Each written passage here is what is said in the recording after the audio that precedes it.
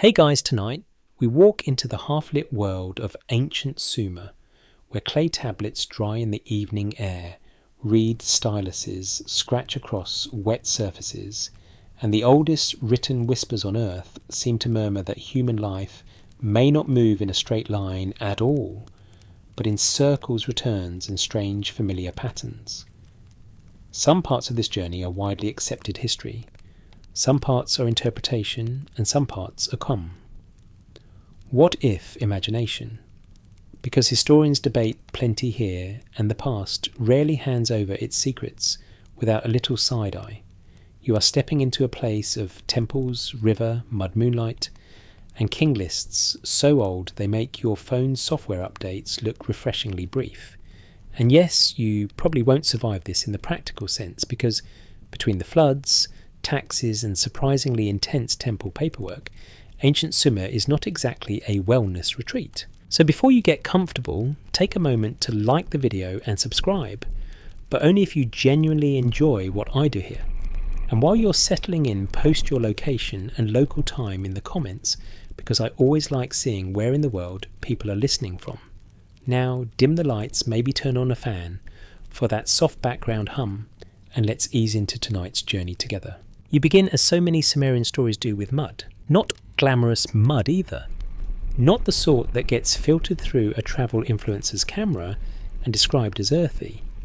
This is river mud from the lands between the Tigris and Euphrates, rich, sticky, and endlessly useful. It clings to your sandals, it dries on your ankles. It becomes bricks, walls, canals, pots, and in one of the strangest turns in human history, memory itself. Most historians agree that Sumer produced some of the earliest known writing systems, and that alone is enough to make the place feel quietly astonishing. You are standing near the opening act of recorded thought. At first, the marks pressed into clay are practical. They track grain, beer, sheep labour, and temple goods. Archaeology suggests that writing begins not as poetry or philosophy, but as administration. Humanity, true to form, may have invented literature eventually, but it first seems to have invented accounting. Somewhere an exhausted scribe is basically creating spreadsheets with a stick. Civilization really does know how to keep things romantic, but the longer you linger, the less these tablets feel like cold records.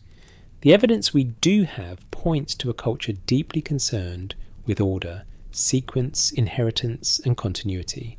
Names are written down, titles are written down, offerings are written down, deliveries are written down, debts are written down. It is all very earthly, very organised, and very human. Yet one interpretation is that this urge to preserve names and roles hints at something larger than bookkeeping. A careful reading might suggest that the Sumerians are not only managing life, but also trying to hold it still long enough to understand its patterns. And patterns are where tonight's chill really begins. Because once writing exists, memory changes shape. Before writing memory lives in people in voices, in repeated stories carried from one person to another. After writing, memory can sit outside the body, it can harden, it can survive the death of the speaker. What's broadly accepted is that this changes administration, religion, trade, and power. But if we treat it as a possibility rather than a conclusion, it may also change how people imagine the self. If words can outlast a life, perhaps identity begins to feel a little less temporary too. That is not the same as saying Sumerians believed in repeating human lives in any simple or literal sense. Let me rephrase that more carefully. The evidence for a direct, clearly stated Sumerian doctrine of reincarnation is thin. If the evidence is thin, we'll say so. We'll keep the solid ground separate from the mist. Some parts are documented, some are interpretation, and some are gentle imagination. Still, the clay tablets do something unmistakable. They preserve repetition. They line up rulers, years, duties, and rituals in ordered succession, as if human life is not just a burst of experience, but a place in a sequence. You can picture the room where this happens. A scribe sits cross-legged in filtered light. The air smells faintly of damp earth, oil and straw. Nearby, stacked tablets wait to dry. A temple courtyard hums in the background. Someone is moving grain. Someone is counting jars. Someone is muttering under their breath about deliveries that did not arrive on time, which means that at least one ancient Sumerian probably invented the spiritual ancestor of customer service frustration. Across the room, a younger apprentice presses wedges into soft clay, learning that every mark matters, every line belongs to a system, every person fits into an order already in motion before they were born.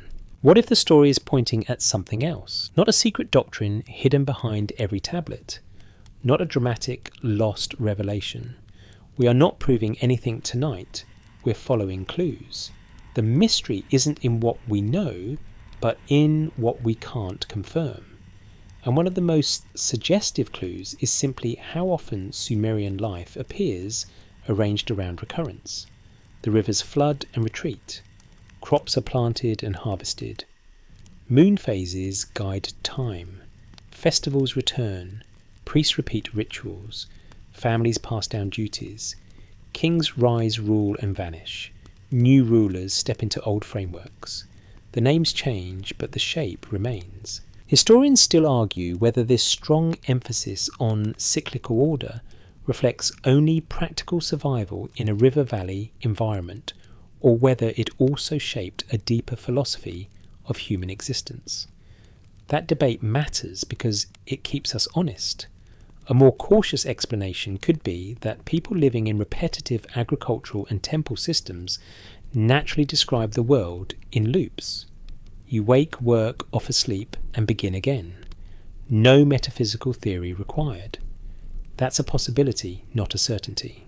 Still, it's possible that over generations, such a world begins to feel as though lives themselves are following older grooves. Imagine hearing the same hymns your grandparents heard. Imagine climbing the same temple stairs. Imagine entering adulthood already handed a role, a task, a god to honour a canal, to maintain a field, to measure a name, to protect. Imagine the smell of baked clay and river reeds being so ordinary that it becomes part of your internal weather. Then imagine hearing the names of kings who ruled before a great flood, men whose reigns stretch absurdly long in later lists, and feeling the soft, eerie suggestion that human beings do not merely disappear. They return in office, in duty, in lineage, in story, perhaps even in ways harder to describe.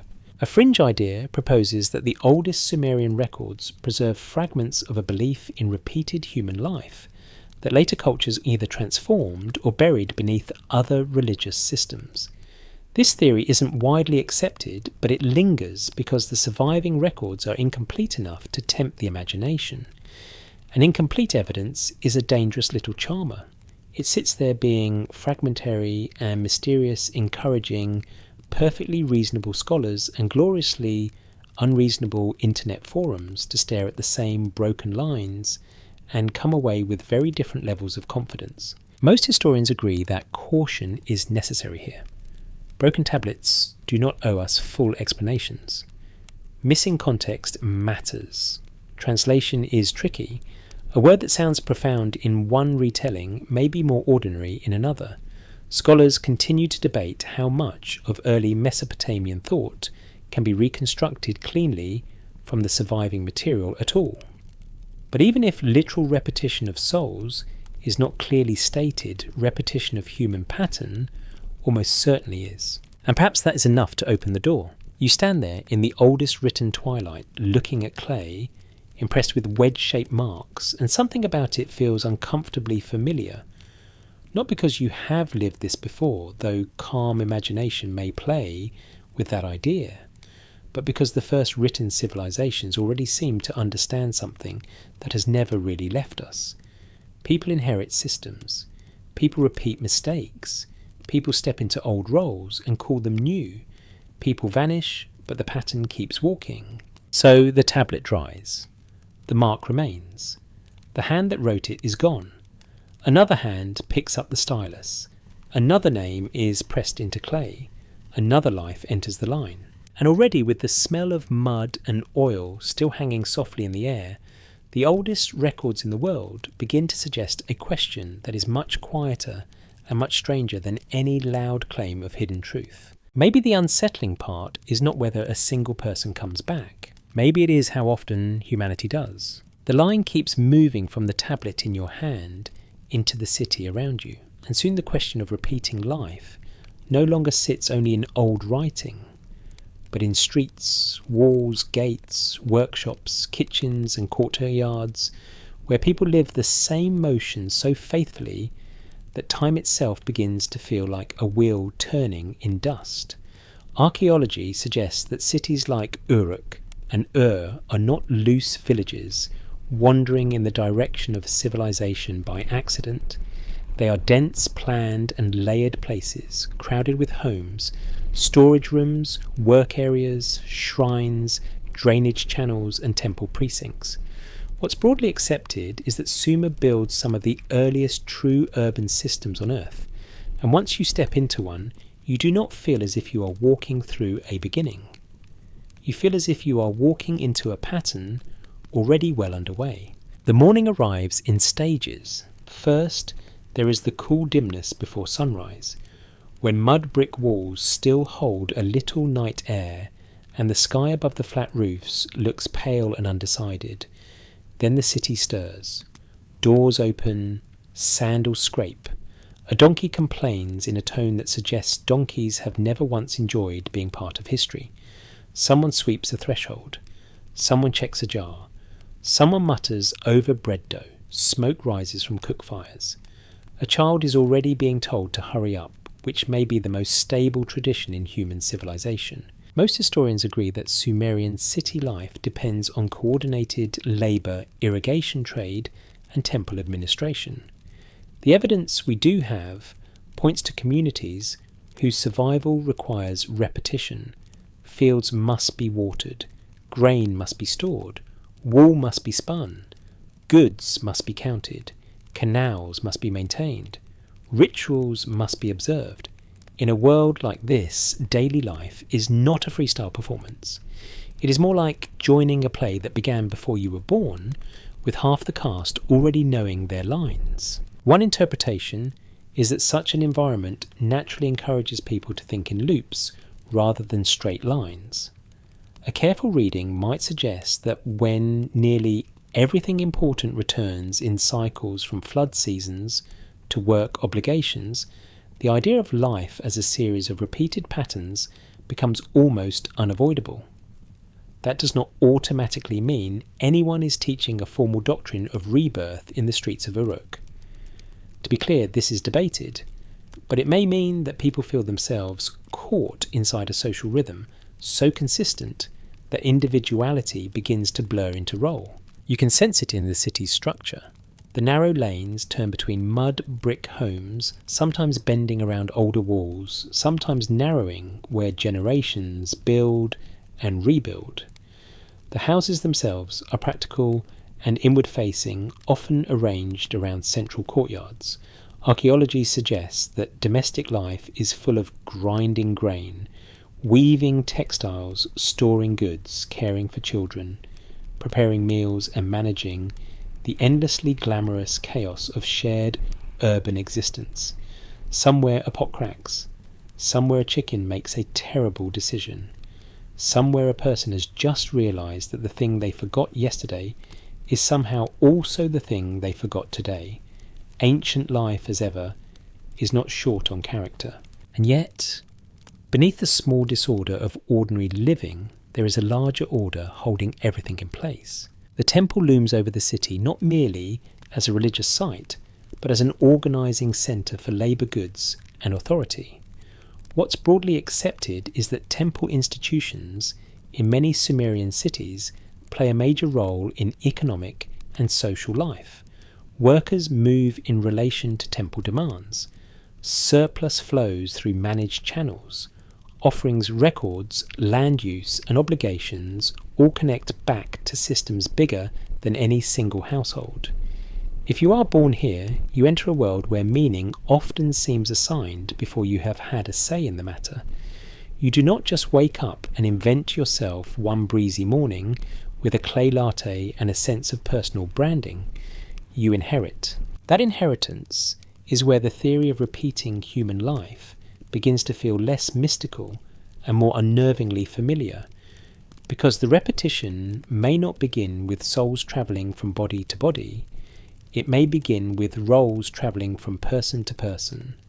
A father measures barley, and a son learns to measure barley. A mother spins wool, and a daughter learns the same hand movements.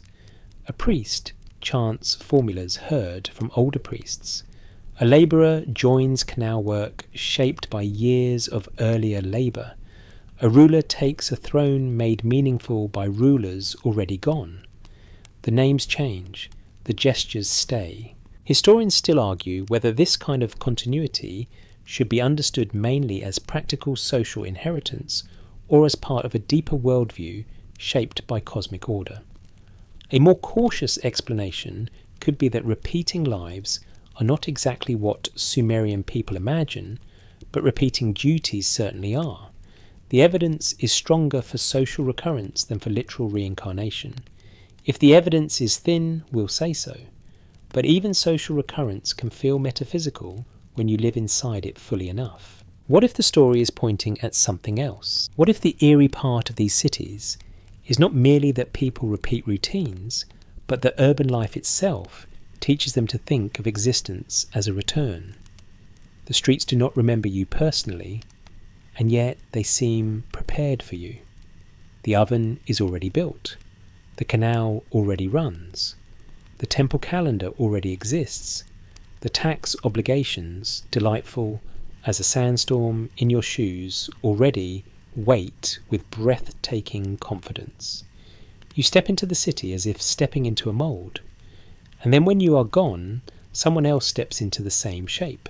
A fringe idea proposes that the earliest cities may have strengthened beliefs about cyclical human existence, because urban memory is more durable than village memory. This theory isn't widely accepted, but it is interesting. In a city, records accumulate. Buildings are repaired rather than abandoned. Rituals are formalised. Names are preserved. Public offices outlive the bodies that fill them. If we treat it as a possibility rather than a conclusion, urbanisation may not create a doctrine of repeating life, but it could amplify the feeling that human beings are passing through recurring positions within a system that remembers better than they do. And Sumer remembers in layers. A rebuilt wall rests on an older wall. A new courtyard covers older foundations. A temple platform rises where earlier sacred space already stands. Archaeology suggests that many Mesopotamian cities are literally made of accumulated occupation, one generation laid upon another, until the landscape becomes a stack of lived repetition. The city is not just inhabited, it is reincorporated again and again into itself. That is a very different thing from proving any mystical claim. Let me rephrase that more carefully. This might support the idea that Sumerian people are constantly surrounded by material reminders that life returns in forms that are familiar but never quite identical. You feel it most strongly in the ordinary scenes. A woman carries water across a courtyard exactly as someone did 50 years earlier. A child watches a scribe with the same mix of boredom and curiosity every school system has inspired since the dawn of time. Merchants haggle, labourers sweat, priests recite, bakers knead. Someone in a lane probably thinks with complete sincerity that the whole city would function better if other people would simply stop being difficult, which is such an ancient opinion that it deserves its own tablet. And over it all, the moon will rise, then fade, then return. The river will swell, then settle, then swell again. The city will repair, endure, and reshape itself around losses it barely has time to mourn. There is no full consensus on whether this produces a formal belief in repeating human lives. Scholars continue to debate that. But the pattern is real. The repetition is real. The old city moves like a breath taken in and out over generations. So by the time you leave the tablet room and wander into the streets, the theory already feels less like a wild interruption and more like a whisper that has always belonged here, not because the ancients hand you an answer, but because their cities teach a rhythm. Live, replace, rebuild, return. And the deeper you walk between those mud brick walls, the more you sense that in Sumer, even an ordinary day may carry the shape of an old life wearing a new face. And because the city runs on repetition, the people inside it become obsessed with one small human defence against disappearance, which is to say they write names down and hope the clay listens. You move now from streets and courtyards into the quieter, more deliberate world of naming, where Sumerian records begin to feel less like random leftovers and more like a system for holding identity in place. What's broadly accepted is that Sumerian scribes preserve rulers, offices, temple roles, land transactions, and family ties with a seriousness that borders on reverence. Most historians agree that this is one of the foundational powers of early writing. It does not just record stuff, it pins people to roles, duties, and sequences. It says, in effect, you were here, this was your place, and here is how you fit into the line. That may sound dry at first, like the administrative equivalent of watching someone alphabetize tax receipts. But stay with it, because the dry parts of history are often where the strange things hide. Archaeology suggests that naming in Sumer carries real weight. A name on a tablet can define ownership obligation, status, inheritance, and legitimacy. A king's name anchors a year. A worker's name ties them to ration lists. A priest's title links them to ritual service. Even the gods receive fixed names, epithets, and associations repeated so often that the language itself starts to feel ceremonial. One interpretation is that this constant repetition of names may hint at an underlying belief that identity matters because it continues in some form. That is a possibility, not a certainty, but it is difficult not to notice how hard the culture works to keep names from slipping away. You can picture the scribe again, seated beside a low table stylus, poised over wet clay. He is not composing some dreamy memoir about self-discovery. He is recording deliveries, contracts, offices, and lineages. In modern terms, he is less tortured novelist and more hyper-organised office manager with a dirt-based laptop, but his work still carries a quiet, metaphysical shadow. Once a name is written, it becomes part of something larger than the breath that first spoke it. It can be copied, stored, recited, referenced, and inherited. The person is fragile. The inscription is stubborn. The evidence we do have points to a world where names do not float freely. They attach to structures. A ruler does not merely exist as a person. He occupies kingship. A temple official does not merely have a job. She inhabits an office already recognised by the institution. Families preserve names within lineages. Titles pass through succession. The more you look, the more identity in Sumer appears less like a private inner spark, and more like a position within a repeating order. Historians still argue whether this emphasis on names reflects mostly legal and economic necessity, or whether it also reveals a deeper anxiety about continuity after death. A more cautious explanation could be that when societies become more complex, they simply need sharper tools for tracking people and duties. Fair enough. You do not need a theory of recurring lives to explain why a temple would like to know who owes grain and who is supposed to stop accidentally losing the good goats.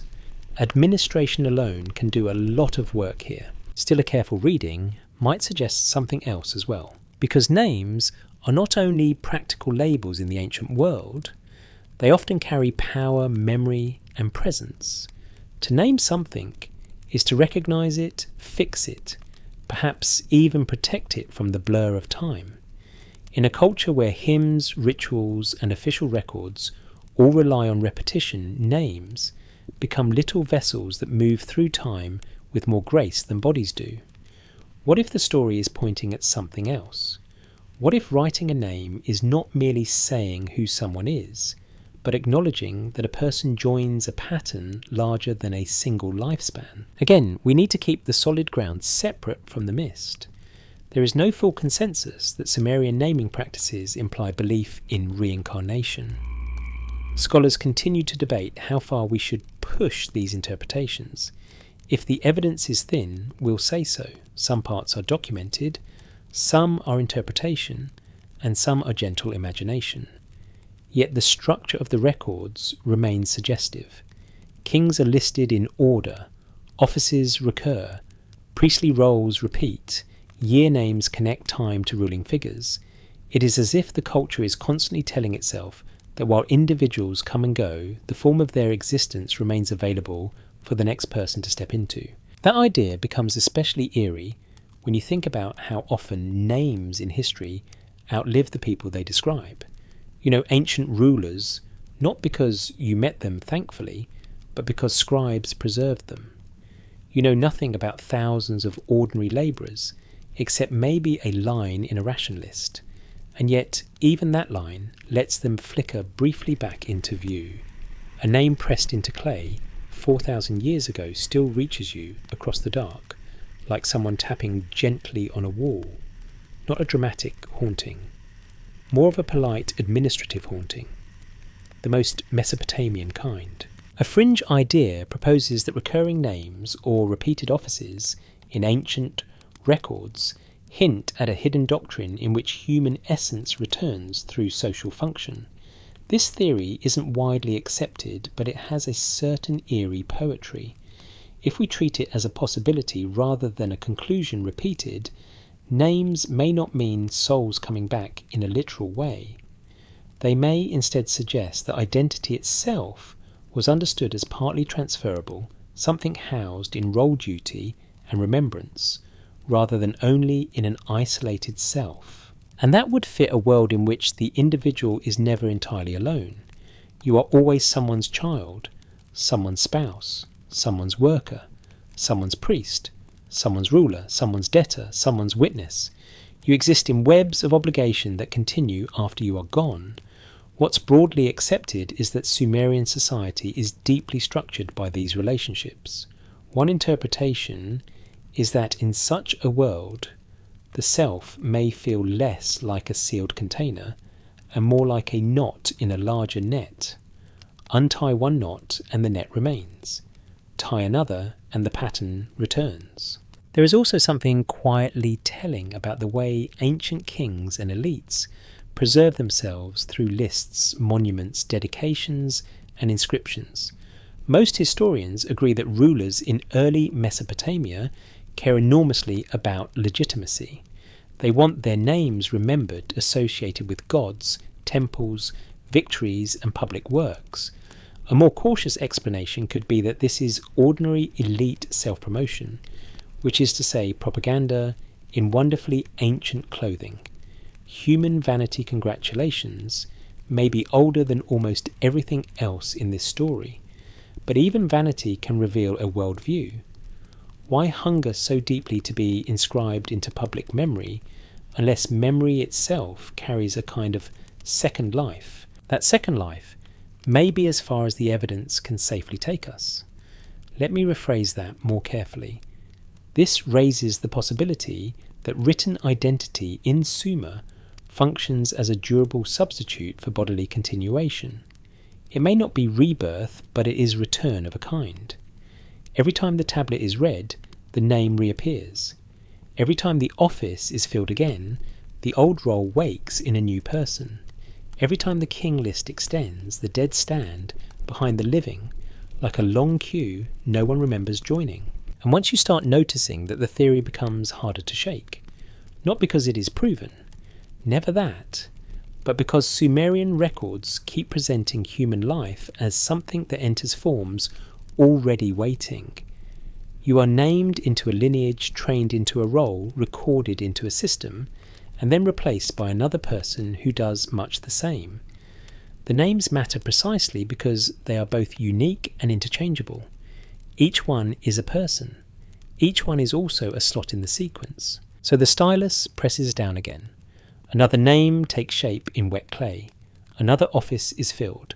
Another ruler claims legitimacy. Another child inherits expectation. And in the quiet little wedge marks that make up the oldest writing on earth, identity starts to look less like a single spark and more like an echo learning how to spell itself. And once names begin to stack into lists, the lists themselves start doing something far stranger than simple record keeping, because now you are no longer looking at one life at a time, but at a chain of rulers stretching backward into a hazy age before ordinary history can fully see. This is where the famous king lists arrive, and with them come some of the most unsettling numbers in the ancient world. Most historians agree that the Sumerian king list is a genuine ancient text copied in several versions, preserving a sequence of cities and rulers in a way that blends memory, ideology and myth.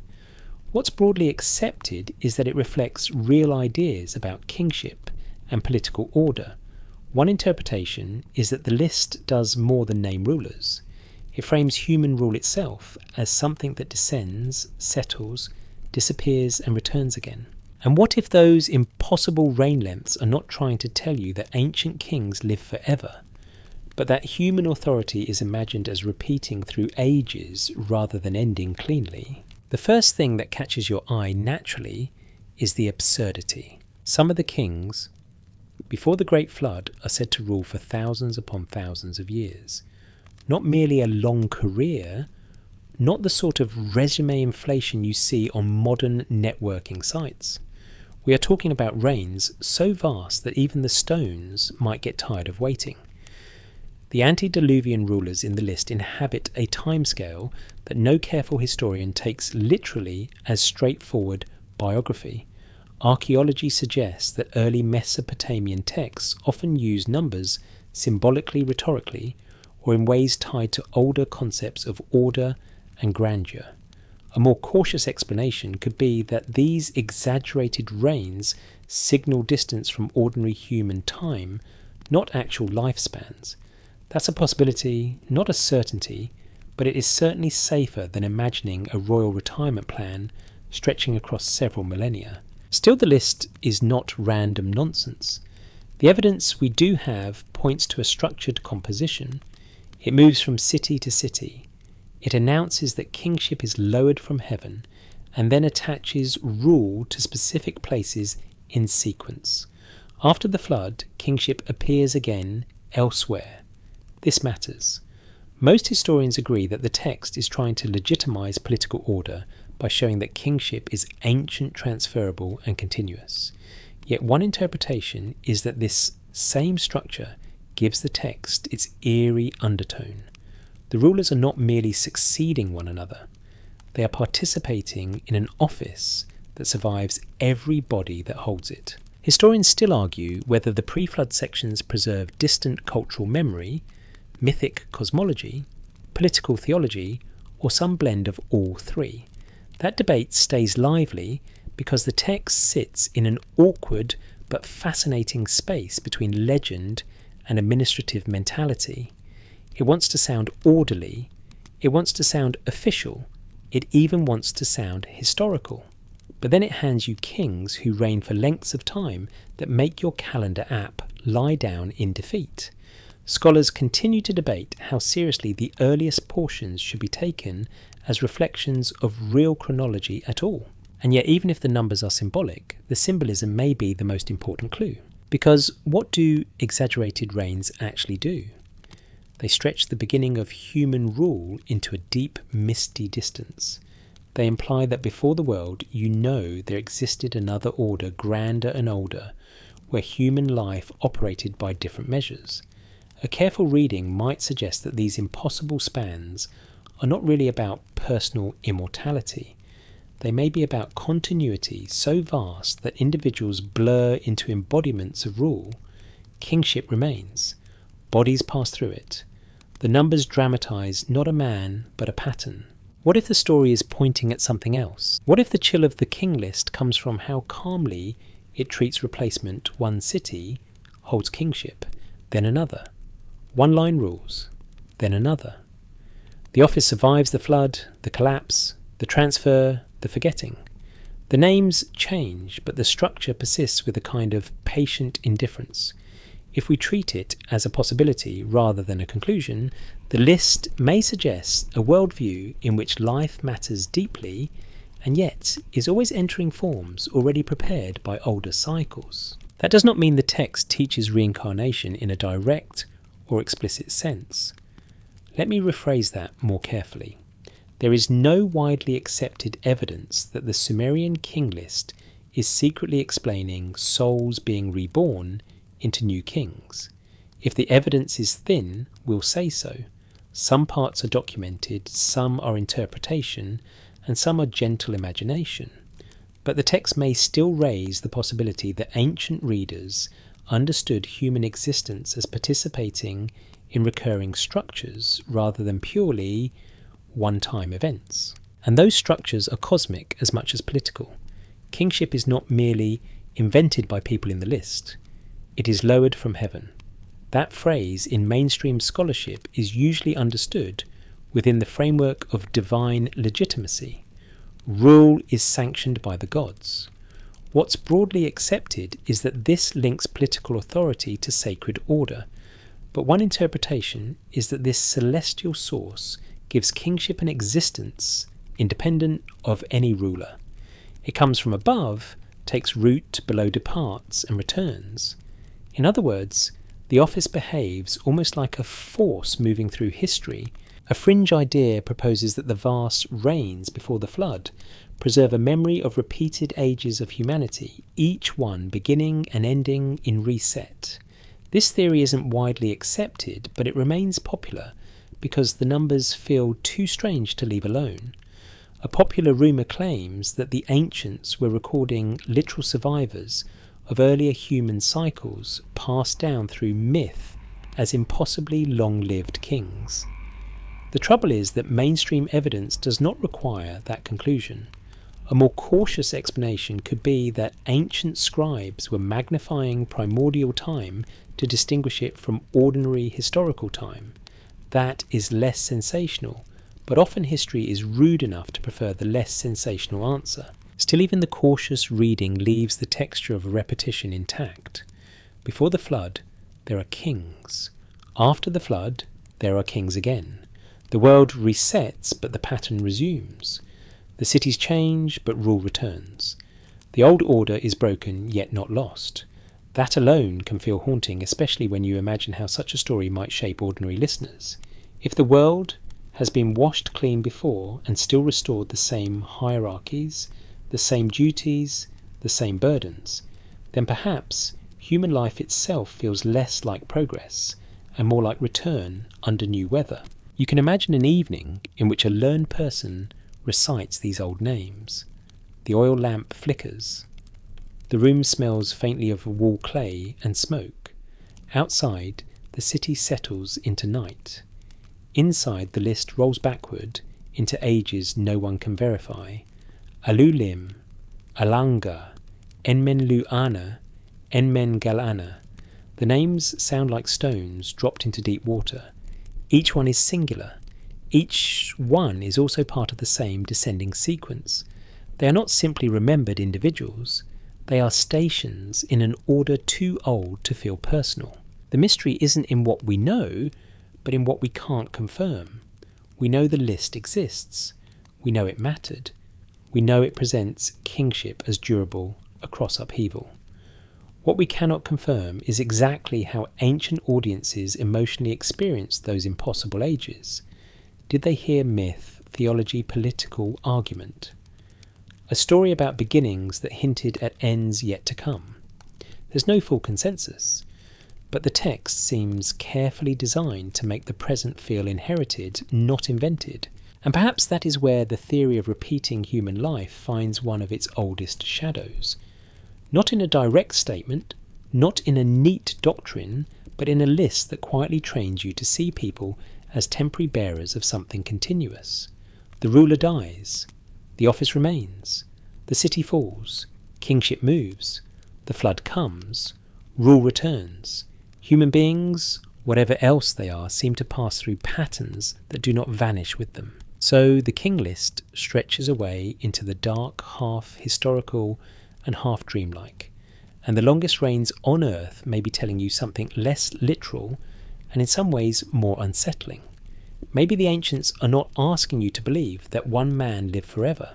Maybe they are asking you to notice that the shape of human life keeps coming back wearing new names like old ceremonial robes. And once those ancient reigns dissolve into floodwater, the strange steadiness of the pattern becomes even harder to ignore, because now the world itself seems to reset and yet somehow resume as if history has been interrupted without being entirely rewritten. You move from impossible kingspans into the memory of disaster, where water rises not simply as weather, but as a dividing line between one order and another. Most historians agree that flood stories matter deeply in Mesopotamian tradition, and archaeology suggests that communities in southern Iraq live with real flood risk for generations. Rivers nourish, rivers enrich, and rivers occasionally behave like offended gods, with absolutely no interest in your plans for the week. What's broadly accepted is that catastrophic flooding shapes the imagination of the region. One interpretation is that these stories preserve not just environmental danger, but a repeating human experience of collapse and renewal. And what if every rebuilding after the waters go down feels less like starting fresh, and more like stepping back into a life you somehow recognise? You can understand how that feeling forms. The land of Sumer depends on river management, irrigation levees, canals and collective labour. The same waters that make farming possible can also erase boundaries, damage homes, drown fields, and rearrange daily existence in a matter of days. Archaeology suggests that ancient settlements in Mesopotamia face episodes of inundation sediment, build up shifting channels and localized destruction. Most historians agree that this environmental instability leaves a mark on myth and memory. A more cautious explanation could be that flood narratives emerge from repeated, real experiences of river disaster shaped over time into larger sacred and literary frameworks. That is a possibility, not a certainty, but it has strong mainstream footing. And once society has lived through enough local or regional catastrophe, the idea of reset becomes familiar. A household is swept out, then rebuilt. A field is ruined, then replanted. A canal collapses, then is dug again. A shrine is damaged, then restored. The evidence we do have points to a civilization that understands fragility intimately. You do not live between great rivers without learning that permanence is often just a hopeful mood. One season blesses you with abundance.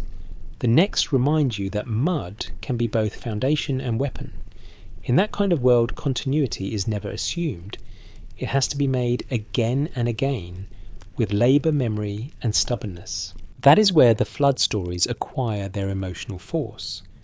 They do not simply describe destruction, they describe return after destruction. In Mesopotamian tradition, broadly, a great flood becomes one of the major dividing lines between a before and an after. Historians still argue whether specific flood layers in archaeology can be tied directly to later literary flood accounts, because the evidence is complicated and no single mud layer politely arrives with a label explaining everything.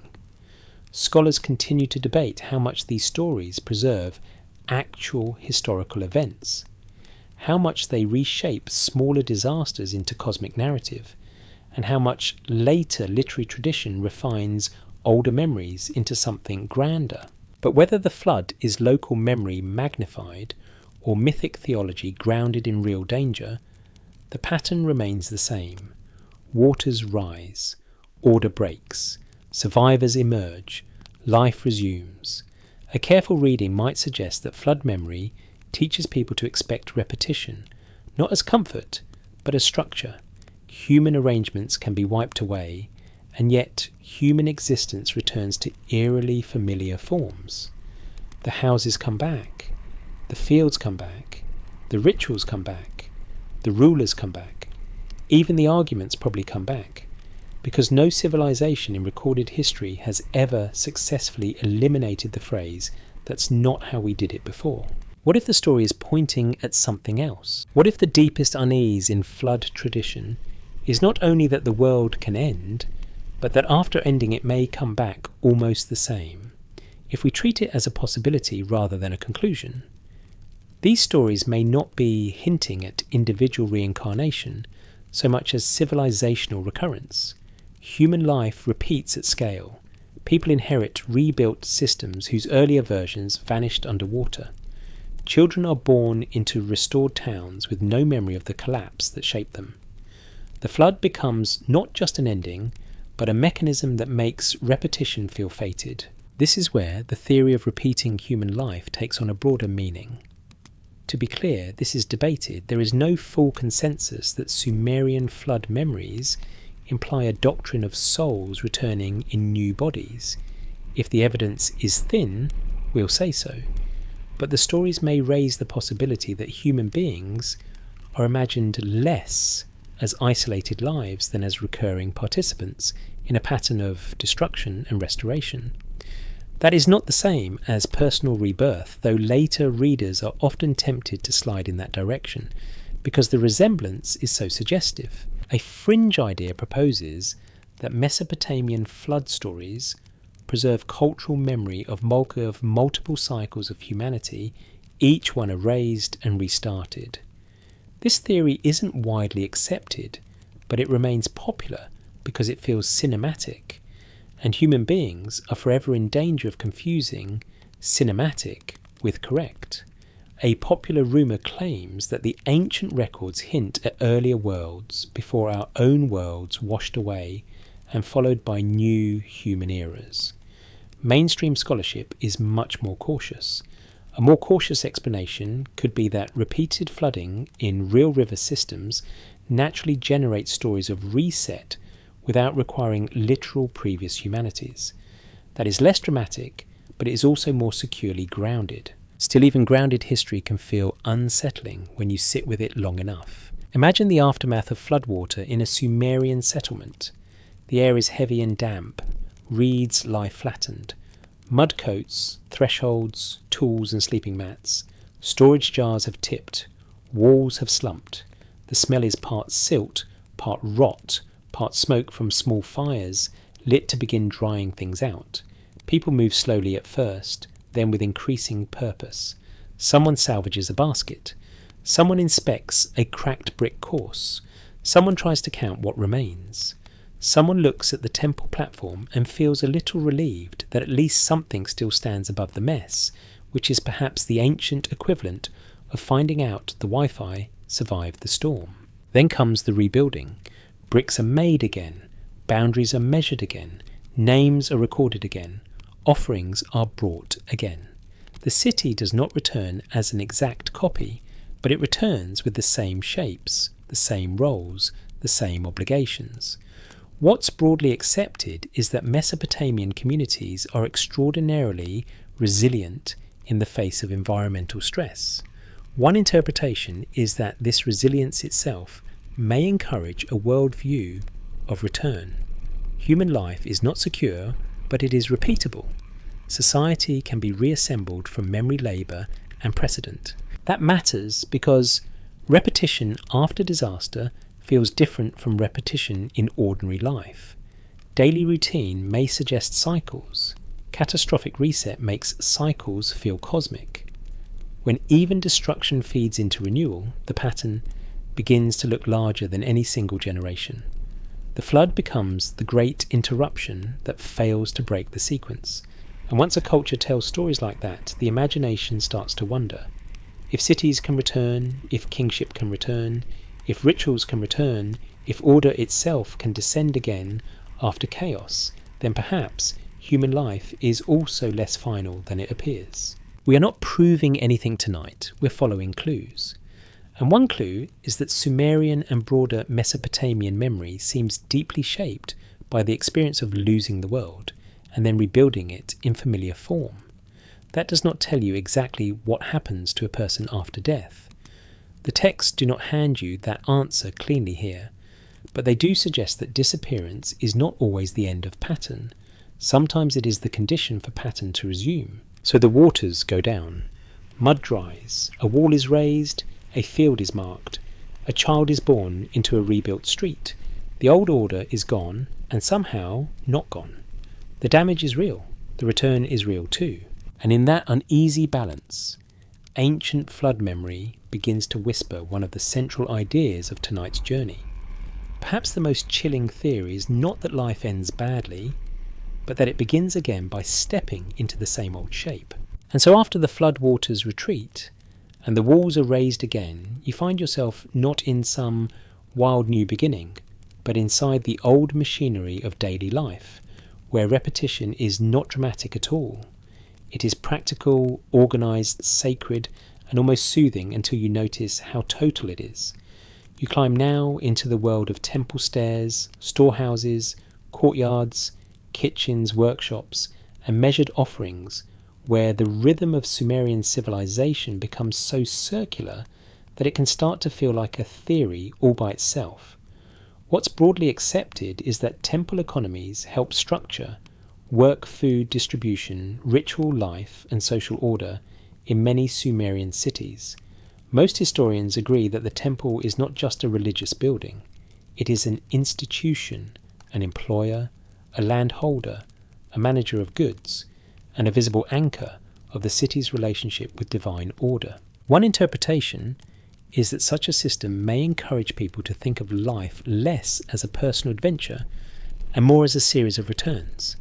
And what if climbing those stairs every morning feels like entering the same day again, only with a slightly different face beside you? You can picture the approach before sunrise. The mud brick city is still cool from the night. The sky is pale, almost silver. Somewhere a dog stirs, unimpressed by eternity. The temple rises above lower roofs on its platform, a place of height order and expectation. Archaeology suggests that temple precincts in Sumer are central to both ritual and administration. Goods flow inward, labour flows outward. Priests, officials, workers, herders, brewers, weavers and scribes all move in relation to this larger system. The evidence we do have points to a civilization in which sacred practice and economic practice are deeply intertwined. That blending matters for tonight's question because when survival and sanctity are woven together, repetition gains emotional weight. It is no longer just that you grind grain every day because people need bread. You grind grain in a world where offerings are scheduled, festivals return, and divine order is maintained through repeated human acts. Most historians agree that regular ritual is a defining feature of ancient Mesopotamian religion. A more cautious explanation could be that repeated rites exist simply because all religious systems depend on repetition. Fair enough. Faith without repeated practice tends to float away like a roof mat in a bad storm. But in Sumer, repetition is not tucked away into one private corner of life. It saturates the whole day. You wake, you measure, you carry, you account, you present, you recite, you store, you clean, you begin again. A careful reading might suggest that living inside this pattern could shape the imagination more deeply than a single formal doctrine ever would. If the whole city keeps time through recurring duties, then existence may come to feel inherently cyclical. Not because anyone necessarily stands up and gives a TED talk on recurring human life beside the barley bins, but because your body learns the world through return. The same stairs underfoot, the same incense smoke, the same cool jar handles in the morning, the same temple walls catching evening light, the same tasks waiting whether you are cheerful, miserable, or philosophically unavailable. And perhaps that is where the theory of repeating life becomes quietly persuasive. You do not need a text to tell you life comes in loops when your muscles already know it. Historians still argue whether the temple economy should be understood mainly as a practical administrative system or as a full expression of a worldview centred on sacred maintenance. There's no full consensus on exactly how ordinary people inwardly interpreted these structures. Some may simply have endured them. some may have trusted them. Some may have resented them while still participating because the alternative was starvation, which has a way of narrowing your spiritual options. Scholars continue to debate how far elite records reflect common belief at all. Still, what's broadly accepted is that temple systems are repetitive by design. Offerings recur on fixed schedules. Labour assignments follow agricultural and institutional rhythms. Storehouses fill and empty in known patterns. Priestly roles are repeated by office holders across generations. One interpretation is that this kind of structure may blur the line between time and duty. Days are not unique events. They are returns to a form already established. If we treat it as a possibility rather than a conclusion, the temple does not merely organise society.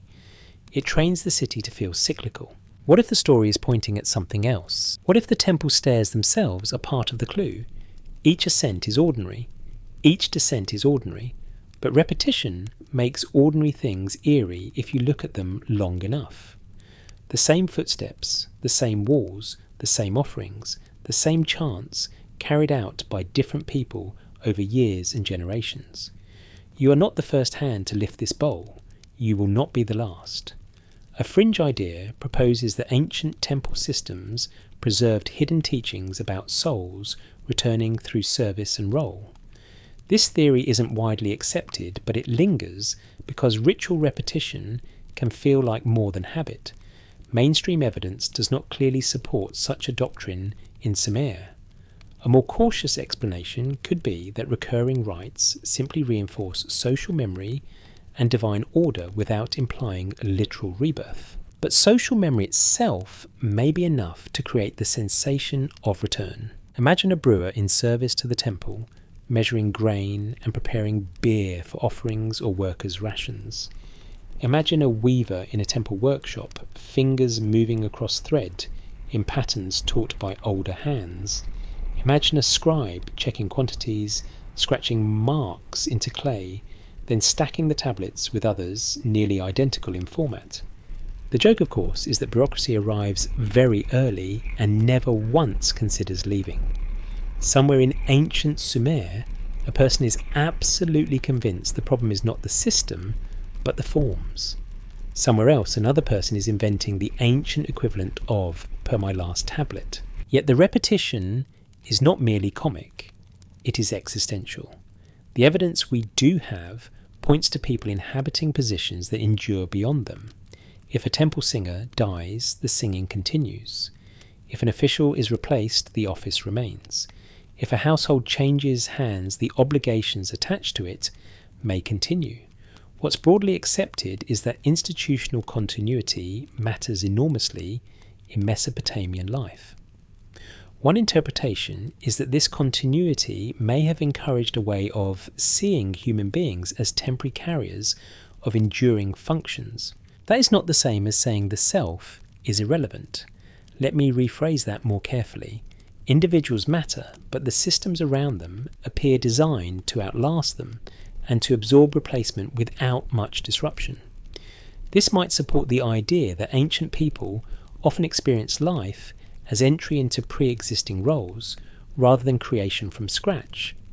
And if so, the thought of repeating human life may arise less from speculation about souls and more from the visible fact that humans seem endlessly to replace one another inside the same sacred patterns.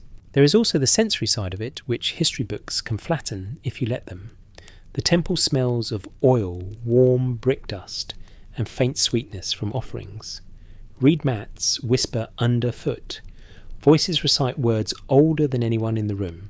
Sunlight shifts across plaster and mud brick in almost the same way each day, because the sky, like every powerful institution, prefers routine. The moon will return. The festivals will return. The labour quotas will return too, because ancient civilization never misses a chance to surprise you with more work than romance. If the evidence is thin, we'll say so. We do not have a neat Sumerian sermon declaring that each soul marches back through life like a diligent temple employee. But the temple world may still raise the possibility that existence is imagined through recurrence, maintenance, and role. Some parts are documented, some are interpretation, and some are gentle imagination. We'll keep the solid ground separate from the mist. And on solid ground, one thing is clear. Sumerian life is built on circles. Offerings cycle, calendars cycle, duties cycle, offices cycle, buildings are repaired and used again. After flood and rebuilding, the city turns once more toward the temple, and the temple gives shape to time. So you place your foot on the stair, and then another, and then another. Someone climbed here yesterday. Someone climbed here years ago. Someone will climb here after you are dust. The act is small. The pattern is enormous. And the more you live inside that pattern, the easier it becomes to imagine that human life itself may be less a line than a returning path worn smooth by countless feet. And after enough days of stairs offerings, inventories, and repeated footsteps, the human mind begins doing what it always does in places ruled by pattern. It starts looking for meaning in whatever flickers, wanders, or breaks the surface of ordinary life. So now you drift from the visible routines of temple order into the softer, stranger territory of dreams, omens, and signs, where the Sumerian and broader Mesopotamian habit of pattern-seeking becomes almost impossible to miss. Most historians agree that ancient Mesopotamian cultures paid close attention to omens, unusual events, dreams, celestial movements, and symbolic correspondences. What's broadly accepted is that later Mesopotamian omen traditions become highly developed, and archaeology suggests that the roots of this mentality stretch deep into earlier urban religious culture. One interpretation is that if people believed the world was full of readable patterns, they may also have felt that human events repeated according to hidden structures. And what if the night sky above Sumer feels less like decoration and more like a script half visible through darkness? You can imagine the city after dusk.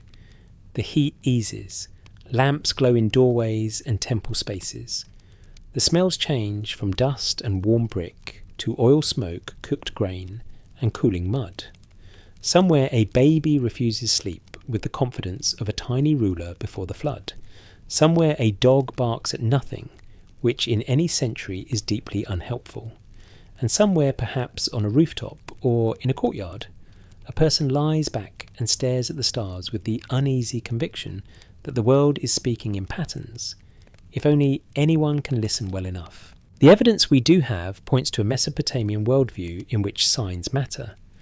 Unusual births, strange animal behaviour, dreams, celestial events, and ritual anomalies could all be treated as meaningful in later texts. And while not every detail belongs specifically to early Sumer in the neatest possible way, the broad habit of reading order into the world is well grounded. Most historians agree that this pattern-oriented mentality becomes one of the lasting features of Mesopotamian intellectual life. A more cautious explanation could be that in uncertain environments, people naturally search for clues wherever they can find them. Fair enough. When your crops depend on water levels, your city depends on political stability, and your gods do not provide customer support. Pattern recognition starts looking less like superstition and more like an ancient survival technology. But survival habits often become metaphysical habits too. A careful reading might suggest that once a society becomes trained to see repeated meaning in signs, it may start to view human life itself as part of a coded sequence. Not because a tablet plainly declares, "Good evening, everyone welcome to tonight's lecture on recurring existence," but because the logic of omen reading encourages the thought that nothing happens in isolation. Events rhyme, conditions return, hidden causes reveal themselves through repeated forms. The world begins to feel structured, not random. Historians still argue whether Mesopotamian omen culture reflects mainly priestly attempts to manage uncertainty or a genuinely widespread belief that all reality is symbolically interconnected. There's no full consensus on exactly how far ordinary people shared elite systems of interpretation. Scholars continue to debate how formalised omen knowledge was at different periods, and how much of it filtered into everyday life. Still, what's broadly accepted is that the elites who preserved knowledge saw correspondence and recurrence as meaningful. That alone tells you something about the atmosphere of thought. Imagine a dream reported in hushed tones at dawn, a river overflowing, a crown sinking, a dead relative speaking calmly from a shadowed doorway. Perhaps someone asks a specialist for interpretation. Perhaps someone makes an offering. Perhaps someone simply carries the unease all day. In a world where dreams may matter, sleep is not entirely private. Night becomes another channel through which order, warning, or hidden pattern might reach you. One interpretation is that this makes the boundary between ordinary time and deeper structure feel wonderfully thin. And once that boundary thins, the theory of repeating human life gains a new mood around it. What if the story is pointing at something else? What if dreams and omens matter here because they train people to believe that the visible life they are living is only the surface of a larger design?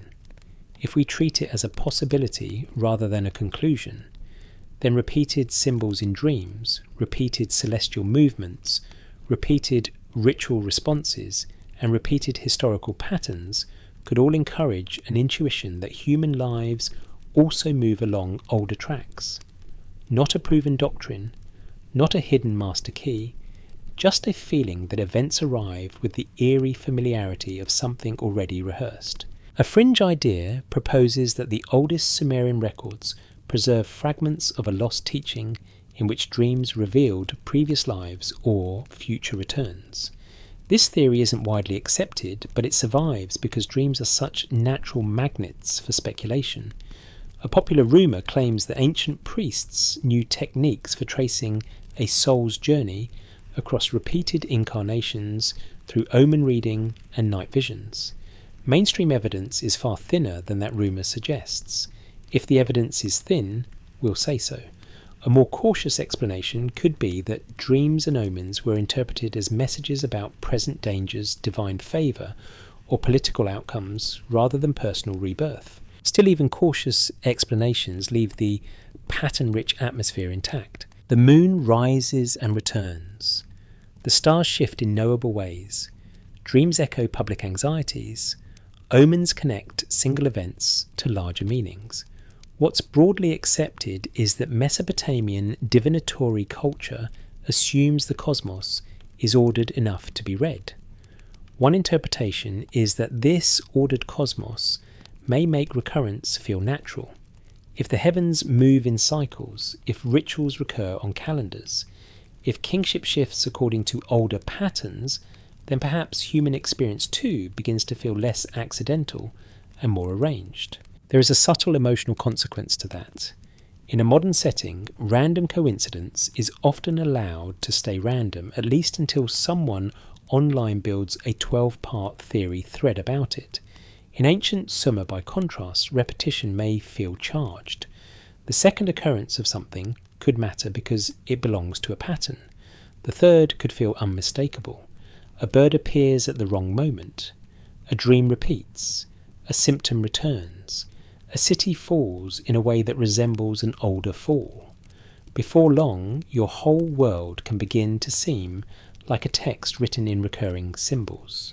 And once the world feels textual, lives can start to feel like passages inside it. We are not proving anything tonight. We're following clues. One clue is that Mesopotamian thought seems remarkably comfortable with the idea that meaning reveals itself through repeated forms. That does not prove belief in reincarnation. Let me rephrase that more carefully. This raises the possibility that people living in such a symbolic environment may have found it easier to imagine life as a sequence of returns, echoes and correspondences rather than a single isolated arc. The mystery isn't in what we know, but in what we can't confirm. We know dreams mattered. We know signs mattered. We know repeated celestial and earthly patterns mattered. We cannot confirm exactly how early Sumerians connected those ideas to personal destiny in every case. Some parts are documented, some are interpretation, and some are gentle imagination, will keep the solid ground separate from the mist. On solid ground, the culture values recurrence.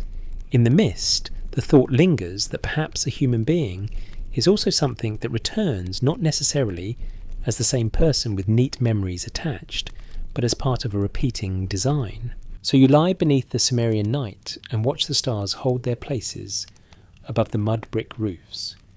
The air is softer now. The city has quieted. Somewhere a priest, a ruler, a labourer, and a child all sleep under the same patterned sky. They dream. They wake. They read signs. They repeat duties. And slowly, softly, the old world suggests that perhaps reality is not built from isolated moments at all, but from recurring signals that pass through people the way moonlight passes across water, familiar, every time identical, never.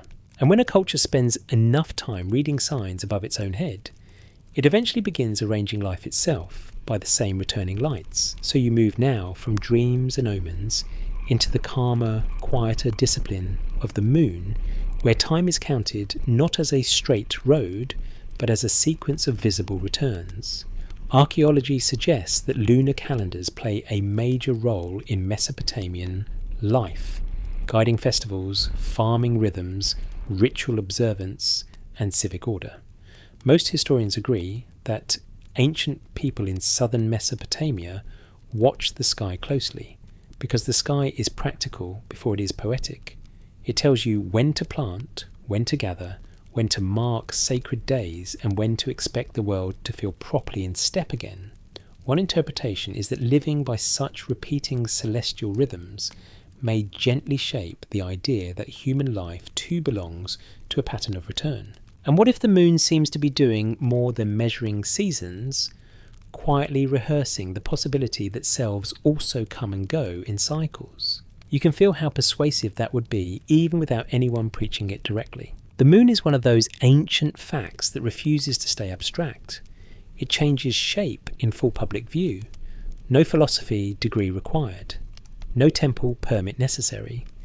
You look up, and there it is, thinning, swelling, disappearing, returning as faithful and slightly dramatic as an actor who insists on making every entrance meaningful.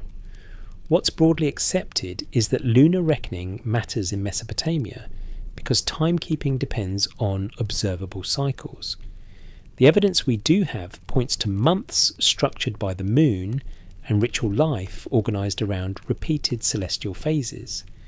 A more cautious explanation could be that this is simply efficient astronomy tied to agricultural and religious necessity. That is a possibility, not a certainty, but it is firmly grounded. Still, once your calendar is literally written in return, it becomes harder to imagine time as a one-way escape. A careful reading might suggest that lunar life teaches recurrence at the level of an instinct. The moon vanishes and comes back. Festivals pass and return. Fields are prepared and harvested under familiar skies. The same phase that watched your grandparents also watches you. Most historians agree that ancient calendars are not neutral devices. They shape lived experience. They tell communities when to gather, when to work differently, when to honour the gods, when to reset obligations, when to notice change, and when to feel continuity. A calendar is not just a count. It is a rhythm imposed on memory. And rhythms once imposed long enough begin to feel natural. Imagine waking before dawn and stepping into air that still holds a trace of night coolness. Above the flat roofs, the moon hangs thin and pale or round and bright, depending on the time of month. Somewhere in the city, someone is already adjusting a plan because a ritual day is approaching. Somewhere else, a farmer, a temple worker, or a household head is making choices shaped by the calendar's return. No one needs to be told that the month is circling.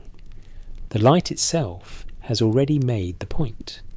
The joke, of course, is that modern people often imagine themselves free of this sort of thing, while still checking their phones 10 times a day, to discover whether it is Monday, which is not exactly spiritual transcendence. But ancient lunar order goes deeper than scheduling. What's broadly accepted is that celestial regularity in Mesopotamian thought supports the broader idea of an ordered cosmos. The heavens are not random scribbles. They move in knowable ways. One interpretation is that when the sky behaves like that, human life may be understood in relation to it. Not necessarily as a direct mirror, not in a neat doctrine spelled out on a single convenient tablet, but as something that participates in the same principle of recurrence. If the moon returns, if the festivals return, if the crops return, if kingship returns, then perhaps life itself begins to feel less like a single flame and more like a lamp being lit again and again. Historians still argue whether ancient Mesopotamian cyclical time should be understood mainly as ritual organisation, or as evidence of a deeper philosophical orientation toward recurrence. There's no full consensus on how far everyday timekeeping shapes metaphysical belief. Scholars continue to debate whether later interpretations sometimes read too much cosmic symbolism into systems that may have begun as practical necessity. That caution matters. Let me rephrase that more carefully. A lunar calendar does not automatically equal a theory of repeating human life. If the evidence is thin, we'll say so.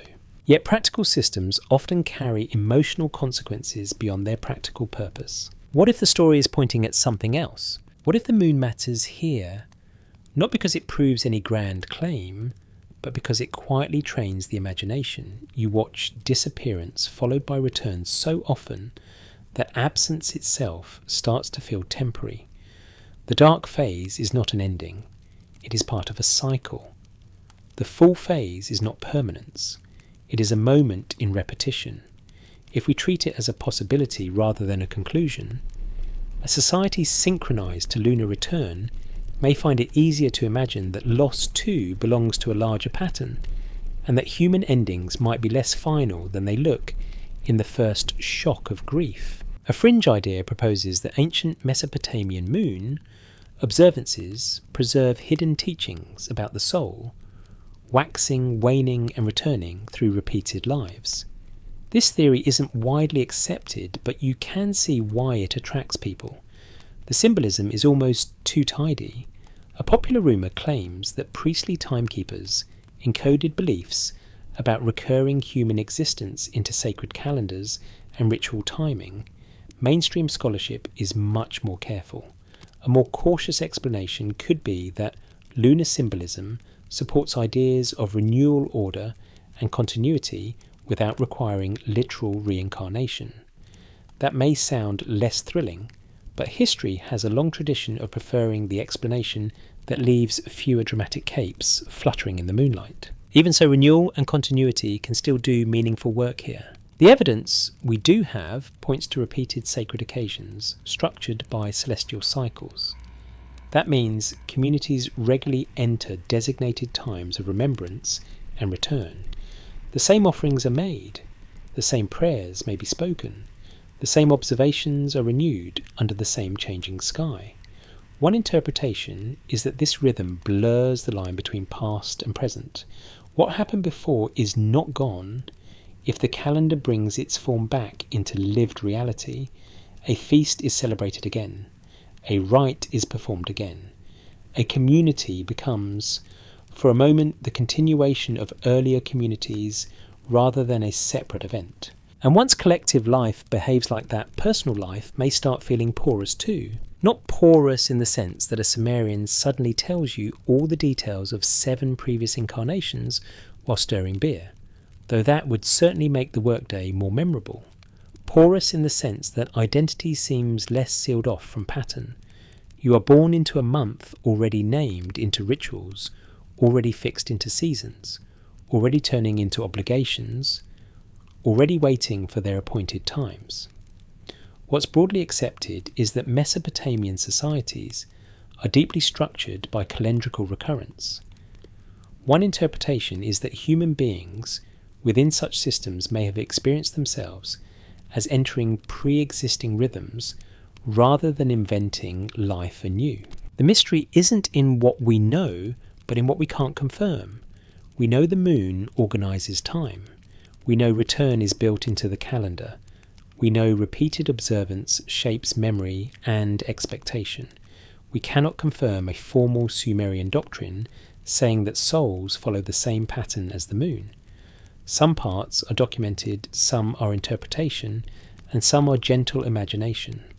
We'll keep the solid ground separate from the mist. On solid ground, time in Sumer returns visibly. In the mist, the thought lingers that perhaps people also imagined themselves under a law of return, not unlike the light above them. We are not proving anything tonight. We're following clues.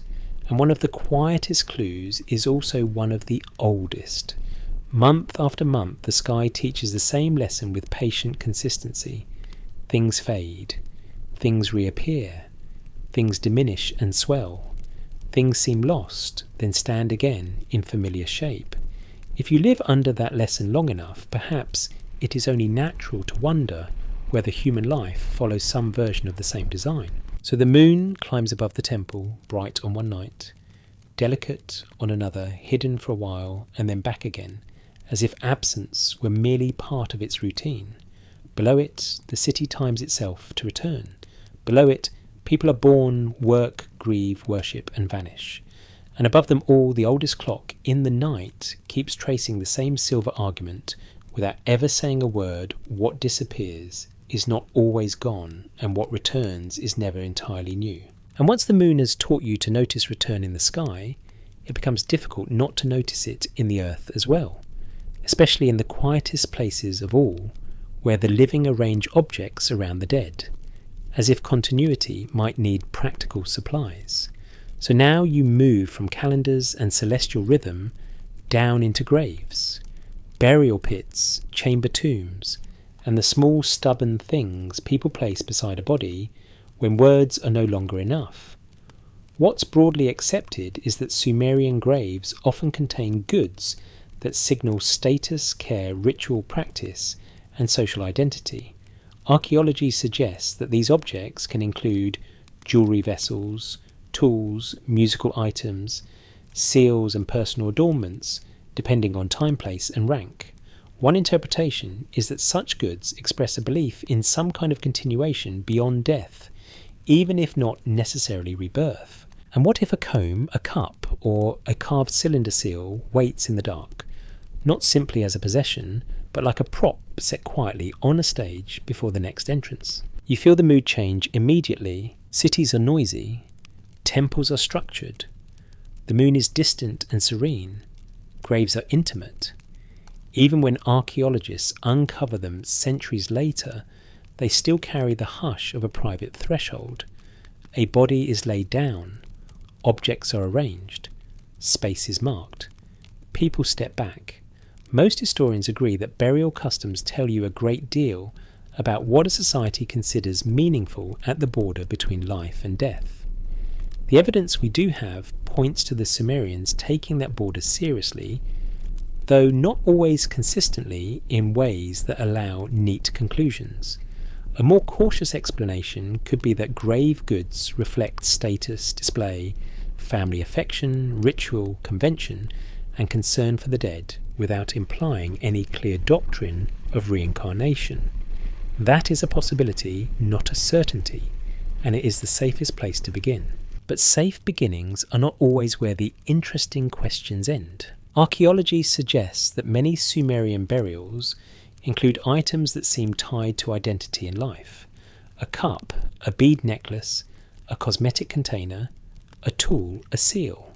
These are not random scraps swept in by accident. They are chosen. They accompany the body as if something about the person continues to matter after breath stops. What's broadly accepted is that Mesopotamian views of the afterlife differ from later reincarnation systems that speak more directly of return in new bodies. In mainstream understanding, the dead often continue in a shadowy netherworld rather than cycling back to earthly life in a clearly defined rebirth framework. That matters. We should not flatten all ancient beliefs into one convenient theory just because mystery content loves a dramatic shortcut. Historians still argue whether some funerary practices imply stronger expectations of post-mortem continuity than the surviving literary sources plainly describe. There's no full consensus because material evidence and textual evidence do not always sit neatly together. Scholars continue to debate how much ordinary burial custom reflects theological belief, social performance, or family obligation. If the evidence is thin, we'll say so. Still, burial goods undeniably raise the possibility that death is not treated as simple disappearance. Even the humblest object placed with care suggests that the story of a person is not thought to end at the grave edge. And once you begin seeing those objects as little continuities, the whole theory shifts tone. What if the story is pointing at something else? What if grave goods matter not because they prove rebirth, but because they preserve role? A comb still implies grooming. A cup still implies drinking. A seal still implies identity, office, or ownership. A musical object still implies performance. The dead are given things linked to action, habit, and place in the world. If we treat it as a possibility rather than a conclusion, burial practice may suggest that personhood is imagined as extending beyond the body in familiar form, not necessarily transformed into something wholly new, not necessarily reborn, but continuing enough that ordinary objects remain relevant. That is quietly eerie, and also very human. Imagine the burial itself. The air is still. The ground smells of dust and clay. Mourners bring items chosen with intention. Perhaps they recall how the dead person held a cup, wore a necklace, turned a seal in the hand, or arranged hair before festival days. In placing those objects beside the body, they may be doing several things at once, honouring memory, displaying status, following custom, acknowledging continuity. A careful reading might suggest that each object says in its own silent way, "You are still yourself even here." A fringe idea proposes that some Sumerian burial goods were intended for a literal future return to earthly life, as though the dead might one day rise back into recognisable human roles. This theory isn't widely accepted, but it survives because grave goods seem so practical, and practical objects invite practical speculation. A popular rumour claims that the ancients expected the dead to resume life in another cycle and packed accordingly. Mainstream evidence does not clearly support that conclusion. A more cautious explanation could be that the goods support the dead in an afterlife, imagined as a continuation, not a return of social identity. That may be less sensational, but it still preserves the central feeling of continuity. And continuity is enough to keep the question alive, because if the dead remain themselves in some form, then identity has already crossed one boundary. Once that happens, later readers can easily begin wondering whether it might cross another. Not because the Sumerians say so plainly. Let me rephrase that more carefully. This raises the possibility that once a society imagines the self continuing beyond bodily death, some people may be tempted, ancient or modern, to imagine that continuity taking additional forms, including repeated earthly life.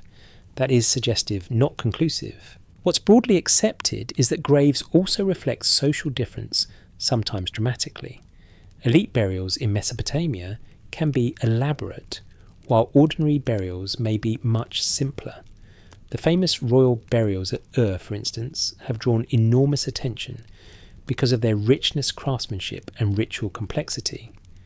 Archaeology suggests that these graves communicate power, wealth, and ceremonial meaning as much as they do personal emotion. One interpretation is that such burials reveal how strongly identity was tied to visible role. Even in death, a person's status continues to be staged. There is a joke hiding in that, of course.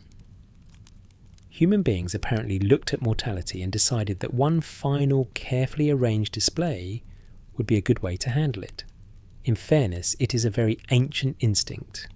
Some people leave behind poetry, some leave behind account tablets, Some leave behind jewellery arranged with enough conviction to make future archaeologists whisper appreciatively in museum storage rooms. Everyone copes differently, but beneath the humour is the deeper pattern. The object survives, the body does not. And yet the object keeps pointing back toward the life that used it.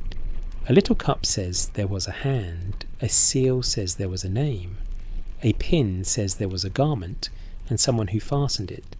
The grave becomes a place where absence is outlined by familiar things. The mystery isn't in what we know, but in what we can't confirm. We know the objects were placed, we know they mattered. We cannot always confirm the full spiritual logic behind every placement. Some parts are documented, some are interpretation, and some are gentle imagination. We'll keep the solid ground separate from the mist. On solid ground, Sumerian graves preserve identity through objects. In the mist, it is tempting to wonder whether these objects are not merely companions for the dead, but evidence of a larger ancient intuition that a person is not erased all at once, and that human roles, habits, and meanings have a way of lingering, waiting, perhaps even reappearing. So you kneel at the edge of an ancient burial and look at the small, durable things arranged in silence. A comb, a cup, a seal, a bead. None of them explains the afterlife. None of them proves repeating human lives. But together they whisper that death does not cancel familiarity. The self may darken, recede, or thin, but the pattern of being someone seems hard to let go of. And in that quiet insistence, the grave offers its own soft clue. Perhaps what returns first is not the whole person, but the shape they leave behind, patient as an object waiting in the dark. And from those quiet grave goods with their stubborn little hints that identity lingers, you rise again into story, because the ancient world often says its deepest things not in plain instruction, manuals, but in myth, where gods descend, vanish, return, and teach whole civilizations how to imagine loss without surrendering entirely to it. So now you move into one of the most famous Mesopotamian patterns of all the descent and return of Inanna, where the underworld is not only a place of dread and boundary, but a stage on which absence and restoration are acted out with unnerving elegance. Most historians agree that myths like Inanna's descent carry religious, social and symbolic meaning rather than functioning as simple historical reports. What's broadly accepted is that these stories matter because they dramatise cosmic order, power, fertility, kingship, and the dangerous nearness of death. One interpretation is that descent and return narratives may also mirror how human beings think about renewal across generations. And what if myth is pointing at something else, half smiling in the torchlight, suggesting that the self may not be as one-directional as it first appears? You can feel the shift immediately. Administrative tablets count, graves preserve, myth moves. Inanna, later associated with Ishtar in Akkadian tradition, is one of the great Mesopotamian deities linked with love, fertility, conflict, and royal power. The evidence we do have points to her being both dazzling and dangerous, which is really the ancient divine way of saying no one gets to relax around her for very long. In the descent myth, she goes down into the underworld, passing through gates and surrendering symbols of power at each stage, until she arrives stripped and vulnerable before the realm below. Most historians agree that the surviving versions of the story belong to a rich literary and religious tradition in which descent is tied to transformation, crisis, and eventual restoration through substitution and divine negotiation. That matters because the structure is unmistakably cyclical. A being of immense force goes down, vanishes into the dark, and then in some sense comes back. Not unchanged, not without cost, but back. A careful reading might suggest that such a pattern gives ancient listeners a symbolic language for experiences that are otherwise difficult to describe. Seasonal renewal, political instability, followed by restoration, the disappearance and return of favour, the collapse and reconstruction of order. Even the way grief itself can pull a person into darkness, and then sometimes let them emerge altered, but still living. A more cautious explanation could be that the myth is about divine power, sacred kingship, fertility logic, and ritual imagination rather than literal human rebirth.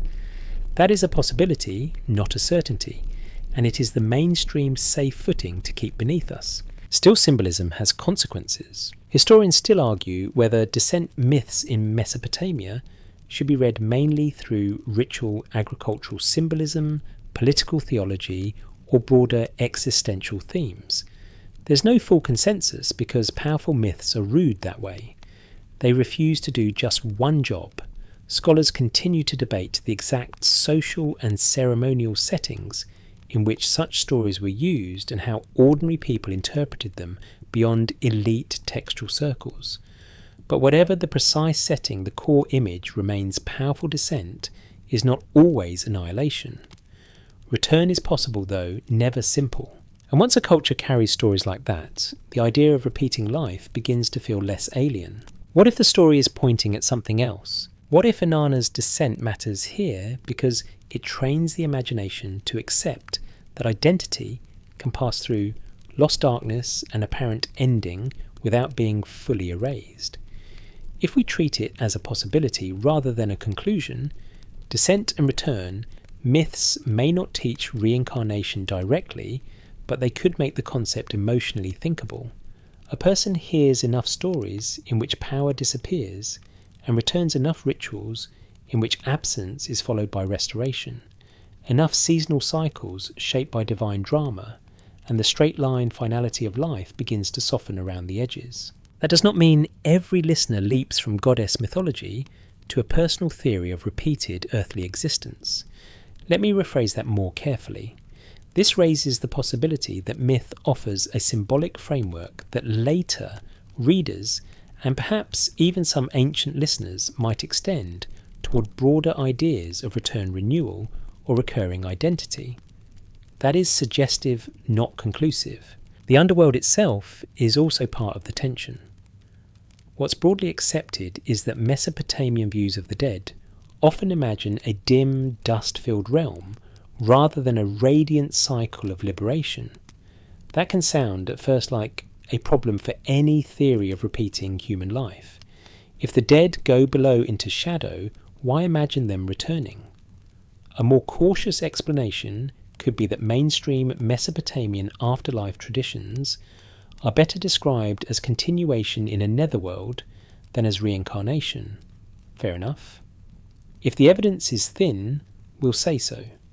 The texts do not hand you a clean universal doctrine of rebirth, but myths do not need to present a full doctrine to plant a mood. Inanna does not simply remain below. Her story insists on passage exchange consequence and return. The gates matter. The stripping matters. The stillness matters. The release matters too. A fringe idea proposes that such myths preserve coded teachings about recurring souls hidden beneath divine narrative. This theory isn't widely accepted, but it remains popular because descent myths feel almost designed to invite that reading. A popular rumour claims that priestly storytellers encoded human rebirth into the drama of the goddess and the underworld. Mainstream evidence does not clearly support that claim. A more cautious explanation could be that the myth deals in symbolic restoration, not literal reincarnation. Yet symbolic restoration can still leave a long echo. You can imagine the story performed or recited by firelight. The listeners already familiar with the names, the beats, the gates, the losses. The room smells of oil and warm brick. Shadows move along the wall. Every descent in the tale invites a hush. Every surrender of ornament feels like a stripping away of identity. Then the possibility of return enters, and with it comes that quiet ancient thrill humans never seem to outgrow. Maybe ending is not the whole story. Maybe below the visible world there is not only silence, but process. And process is the key word here. Most historians agree that Mesopotamian myths often think in terms of order maintained through movement exchange and cycle rather than simple permanence. One interpretation is that Inanna's story reflects a cosmos in which power and presence can be interrupted without being abolished.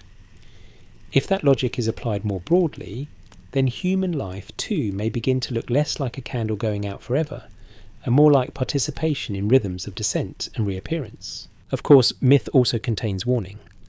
Return in these stories is not cosy. It costs something. It changes things. Someone else may take a place. Balance must be restored. That actually makes the pattern more interesting, not less.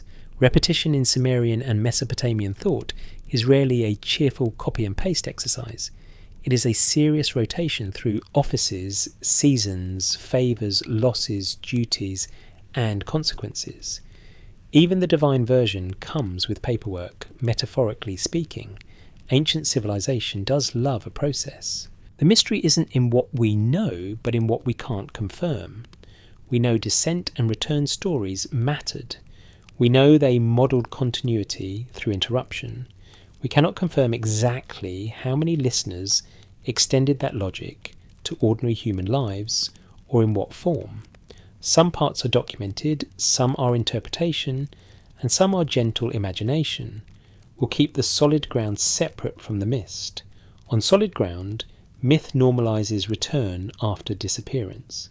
In the mist, the thought lingers that perhaps the oldest stories of the gods also gave people a language for wondering whether they themselves might in some manner follow a similar path. So you stand at the edge of the underworld with Inanna's story flickering around you, and the old Mesopotamian imagination does something subtle and lasting. It does not prove that human beings live again. It does something stranger. It makes return feel narratively natural. It lets disappearance be dramatic, but not always final. It teaches that identity can pass through darkness, surrender, and stillness, and yet remain available to re-enter the world. And once myth has taught a civilization that lesson, even softly, even symbolically, the theory of repeating human life no longer sounds impossible.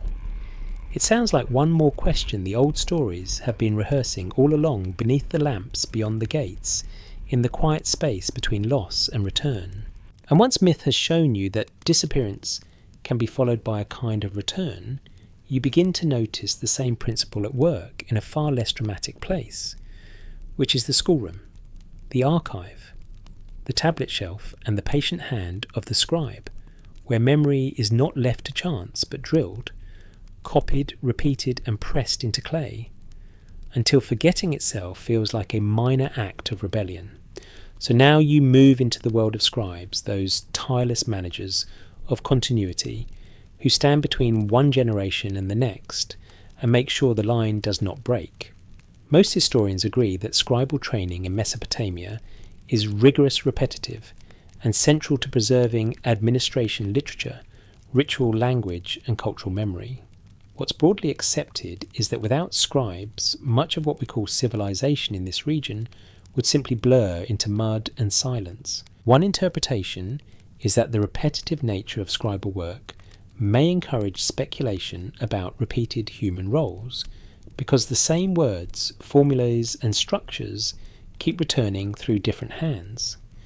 And what if each tablet is less a fixed record than a rehearsal note passed forward to the next person in line? You can picture the training room. It is not glamorous, which may be the first great lesson of serious knowledge. No glowing soundtrack, no cinematic slow clap, just Clay Reid's correction and the ancient educational truth that somebody nearby is definitely doing better than you and would like you to notice. A student sits with a soft tablet practicing signs again and again. The marks must be right. The sequence must be right. The phrases must be right. Archaeology suggests that scribal education involves copying lists, proverbs, lexical texts, model documents, and literary compositions. The evidence we do have points to a training system built on repetition so intense that it nearly becomes a worldview. Most historians agree that writing in Mesopotamia is not simply a matter of personal expression, it is institutional memory. A scribe learns not just how to write, but how to inherit a structure. The signs are older than the student. The formulas are older than the student. The categories of thought are older than the student. One interpretation is that this creates a powerful sense that knowledge is not invented fresh in each life. It is entered, inhabited, and passed on. That is a possibility, not a certainty, but the atmosphere of return is hard to miss. You copy what others copied. You preserve what others preserved. You become competent by repetition, not originality. The tablet in front of you may be new clay, but the words impressed into it are often ancient by the standards of any one human life, and so the act of writing becomes strangely double. On one level, it captures the present. On another, it revives the past. A careful reading might suggest that scribal culture turns human beings into vessels for recurrence. Different bodies, same signs. Different voices, same hymn. Different reigns, same formulas of legitimacy. Historians still argue whether scribal culture should be seen mainly as conservative preservation or also as creative transformation, because copying is never as simple as it sounds. There's no full consensus on how faithfully texts move through time, how much students understood what they copied at first, or how much scribes reshaped inherited material in subtle ways. Scholars continue to debate the balance between tradition and innovation in Mesopotamian textual life. But even innovation here often happens inside stable forms. The framework repeats first. Variation comes second. That matters because repetition in writing is a very peculiar kind of survival. What's broadly accepted is that scribes keep dead voices active. A hymn survives because someone copies it. A list survives because someone recopies it. A king's dedication survives because later hands preserve the signs. In that sense, the archive becomes an afterlife of language, not mystical necessarily, just remarkably stubborn. A more cautious explanation could be that textual continuity reflects institutional need rather than any theory of repeating life. Of course, institutions want stable records. Of course, temples and palaces want continuity. That is true. But the emotional effect of such continuity is still powerful. The dead continue speaking in formulas, the living repeat. What if the story is pointing at something else? What if scribal culture feels eerie because it blurs the line between memory and identity? If we treat it as a possibility rather than a conclusion, the scribe does not simply preserve old knowledge. He momentarily becomes the medium through which older minds operate again. When a hymn is copied, the original singer's pattern returns. When a legal formula is repeated, an older logic wakes up in a new hand. When a king list is extended, the same structure absorbs new names without changing its essential shape. Human beings begin to look less like isolated creators and more like temporary hosts for durable forms. That does not prove reincarnation. Let me rephrase that more carefully. This raises the possibility that scribal repetition may have encouraged people to think of human roles as recurring in ways that feel larger than a single lifetime. That is suggestive, not conclusive. If the evidence is thin, we'll say so. We do not have a neat tablet saying, "Good news, apprentice." Your grammar exercises are actually the key to cosmic return. Ancient school was difficult enough already. Still, the resemblance is there. The student becomes the teacher. The copy becomes the model for another copy. The novice hand learns a sign that has outlived a dozen generations. Somewhere in the process, individuality bends around tradition. What's broadly accepted is that the scribal profession is prestigious precisely because it guards continuity. One interpretation is that this continuity may have made the self feel less private and more inherited. You do not only possess knowledge, you are possessed by a chain of transmission. A fringe idea proposes that the scribal schools preserved secret teachings about recurring human existence embedded subtly within lexical lists, hymns and ritual formulas. This theory isn't widely accepted, but it survives because scribes are easy to romanticize. Put someone in a quiet room with old symbols, and instantly the modern imagination starts adding hidden doors and whispered initiations. A popular rumour claims that scribes knew more about the cycle of human return than official religion openly stated. Mainstream evidence is much thinner than that rumour suggests. A more cautious explanation could be that scribal secrecy mostly reflects professional expertise, restricted literacy, and institutional control rather than esoteric rebirth doctrine. Even so, restricted literacy has its own mystique. If only a minority can read, then writing already feels like access to a layer of reality others cannot fully see. The signs themselves look coded. The meaning travels invisibly from one trained mind to another. And because the same signs are used again and again, the whole system feels recursive. It folds back on itself. A tablet teaches how to make another tablet. A record preserves the method for preserving records. Civilization begins to resemble a loop held together by disciplined repetition and mild academic suffering. There is a joke hidden in this too. Somewhere in Mesopotamia, a student has absolutely pressed the wrong wedge in the wrong place and been corrected by an adult who looked at the tablet with the weary expression known to teachers across all ages. Human education, like kingship and moon phases, appears to enjoy recurrence. That part, at least, may be the most documented thing in this whole story. But behind the joke is the deeper point. Scribes stop cultural death. They do not stop biological death, obviously. Clay tablets have never once solved that problem in a straightforward way. But they do something adjacent. They allow thought patterns, phrases, names, duties and structures to come back. The mystery isn't in what we know, but in what we can't confirm. We know scribes preserve repetition. We know they train through recurrence. We cannot confirm exactly how often that experience encouraged speculation about recurring human life itself. Some parts are documented, some are interpretation, and some are gentle imagination. We'll keep the solid ground separate from the mist. On solid ground, scribal culture makes memory durable through repetition. In the mist, one quiet possibility remains, that a civilization so devoted to copying, transmitting, and reviving old patterns may also have found it natural to suspect that human existence itself moves by similar rules. Not identical, perhaps, not literally copied line for line, but passed on, revised, resumed. So the student lowers the stylus. The teacher corrects the sign.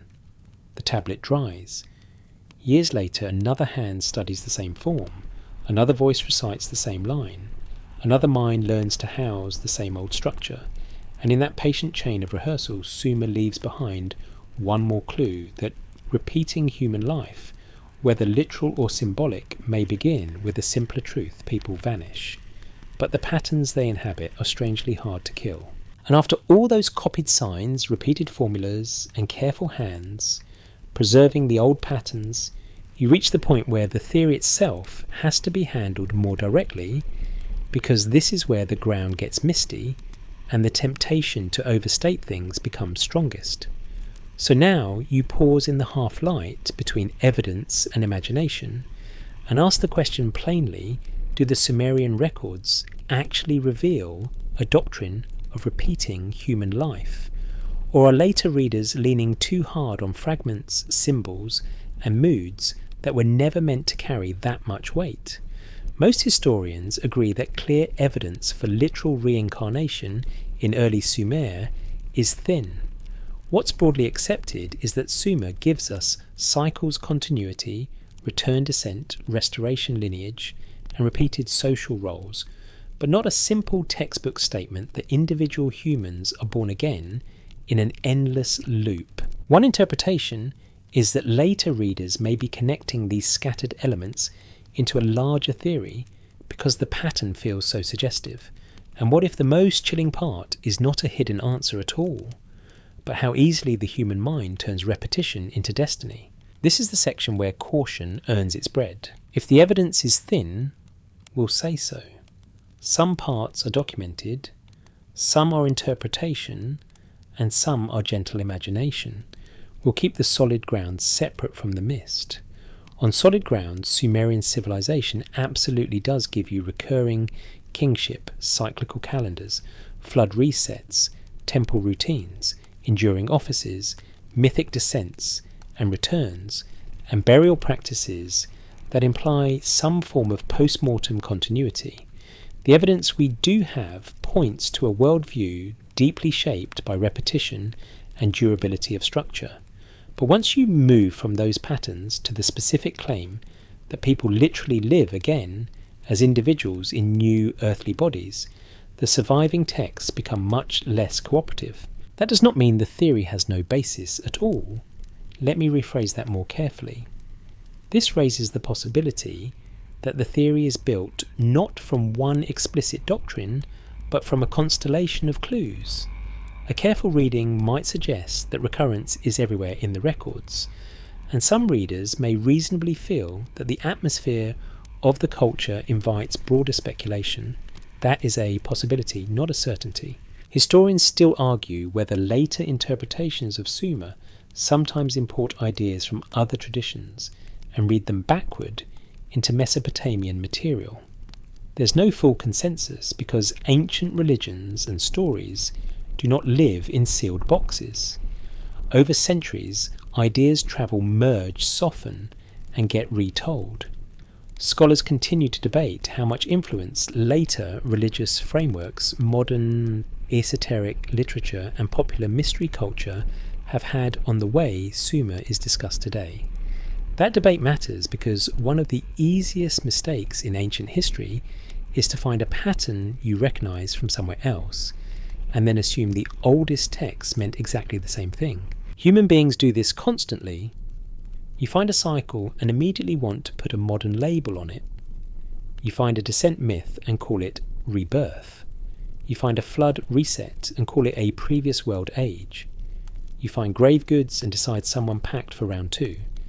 It's all very understandable, also very risky.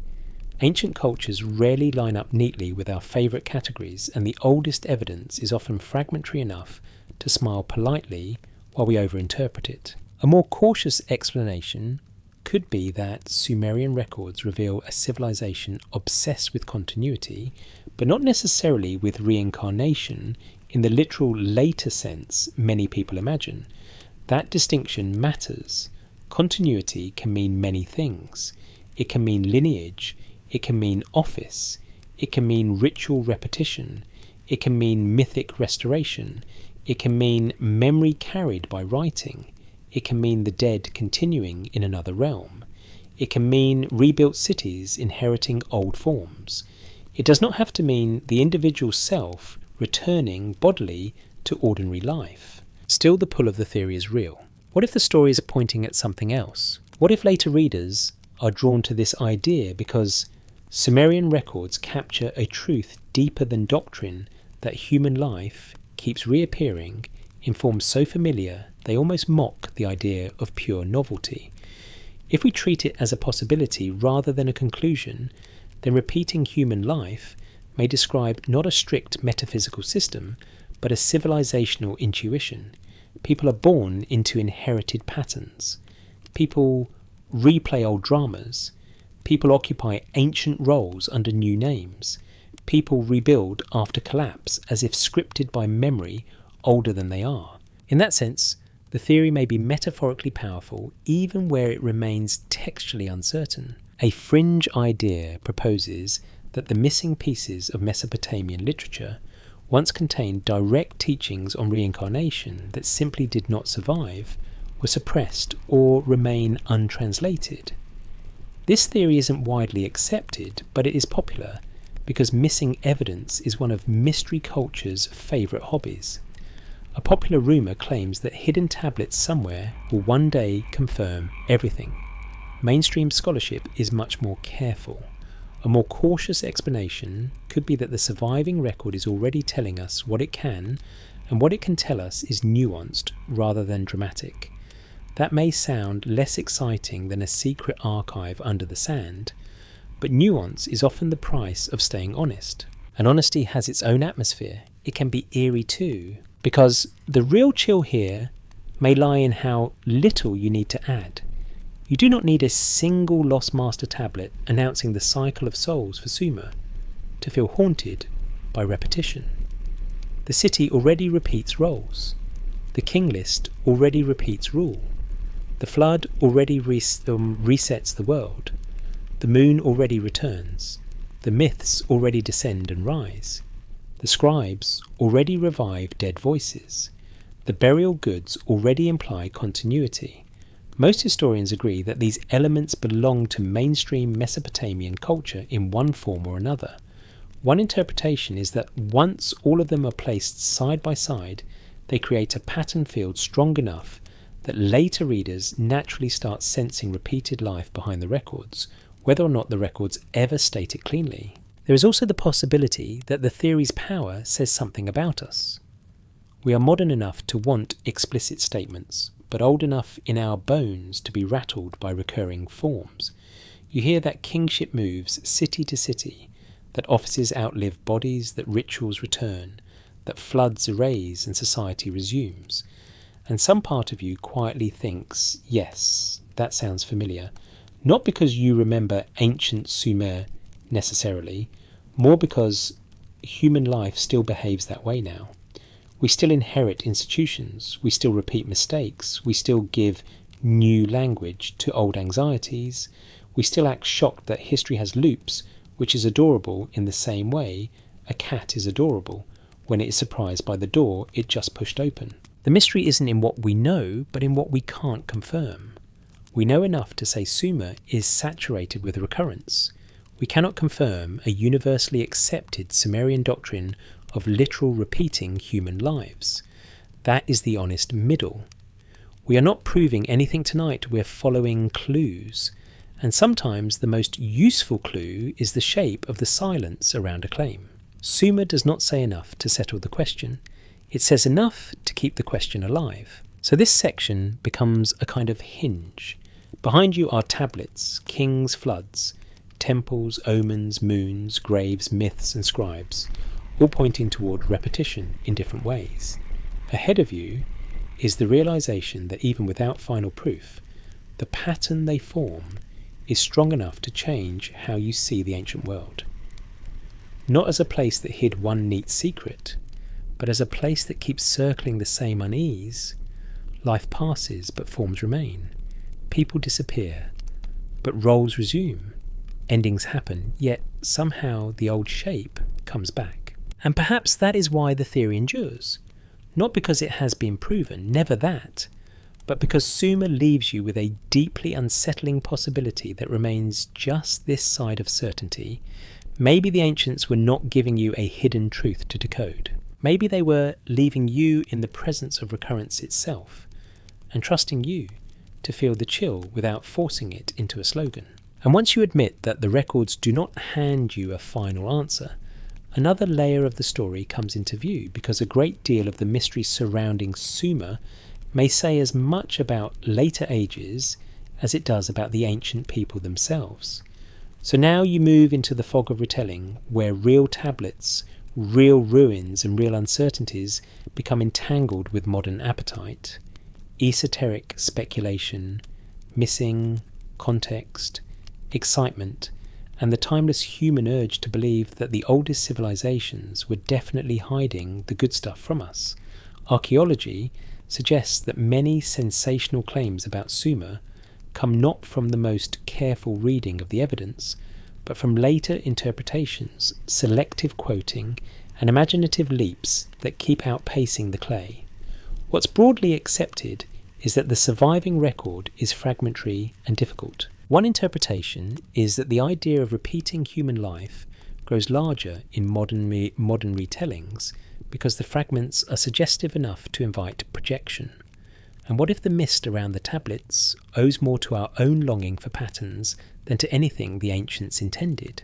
This is where the atmosphere gets slippery. Most historians agree that ancient Mesopotamian material has been repeatedly reframed by later traditions, amateur theorists, occult systems, pop documentaries, speculative books, and the sort of internet confidence that can make a broken tablet sound like a personal invitation to cosmic revelation.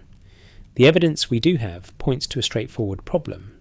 Ancient texts are incomplete, translations vary, context is often partial, terms shift in meaning across time, genre, and region.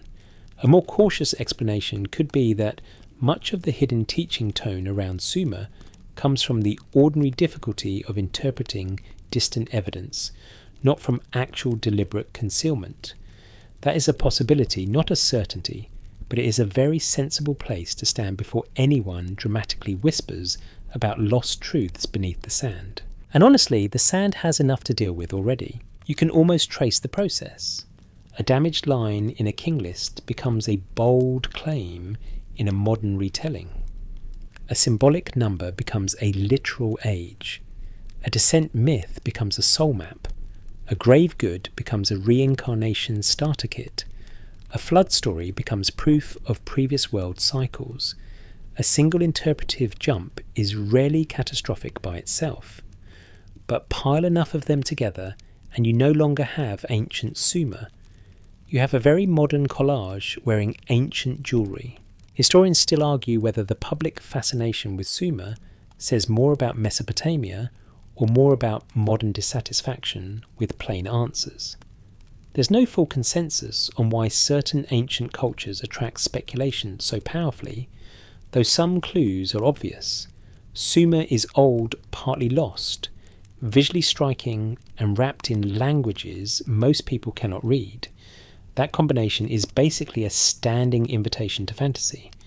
Scholars continue to debate how to communicate genuine uncertainty without leaving a vacuum that sensationalism eagerly rents and redecorates. One interpretation is that repeating human life becomes such a sticky modern theory because Sumer already gives you the emotional ingredients: cycles, resets, descents, returns, enduring offices, rebuilt cities, returning moons.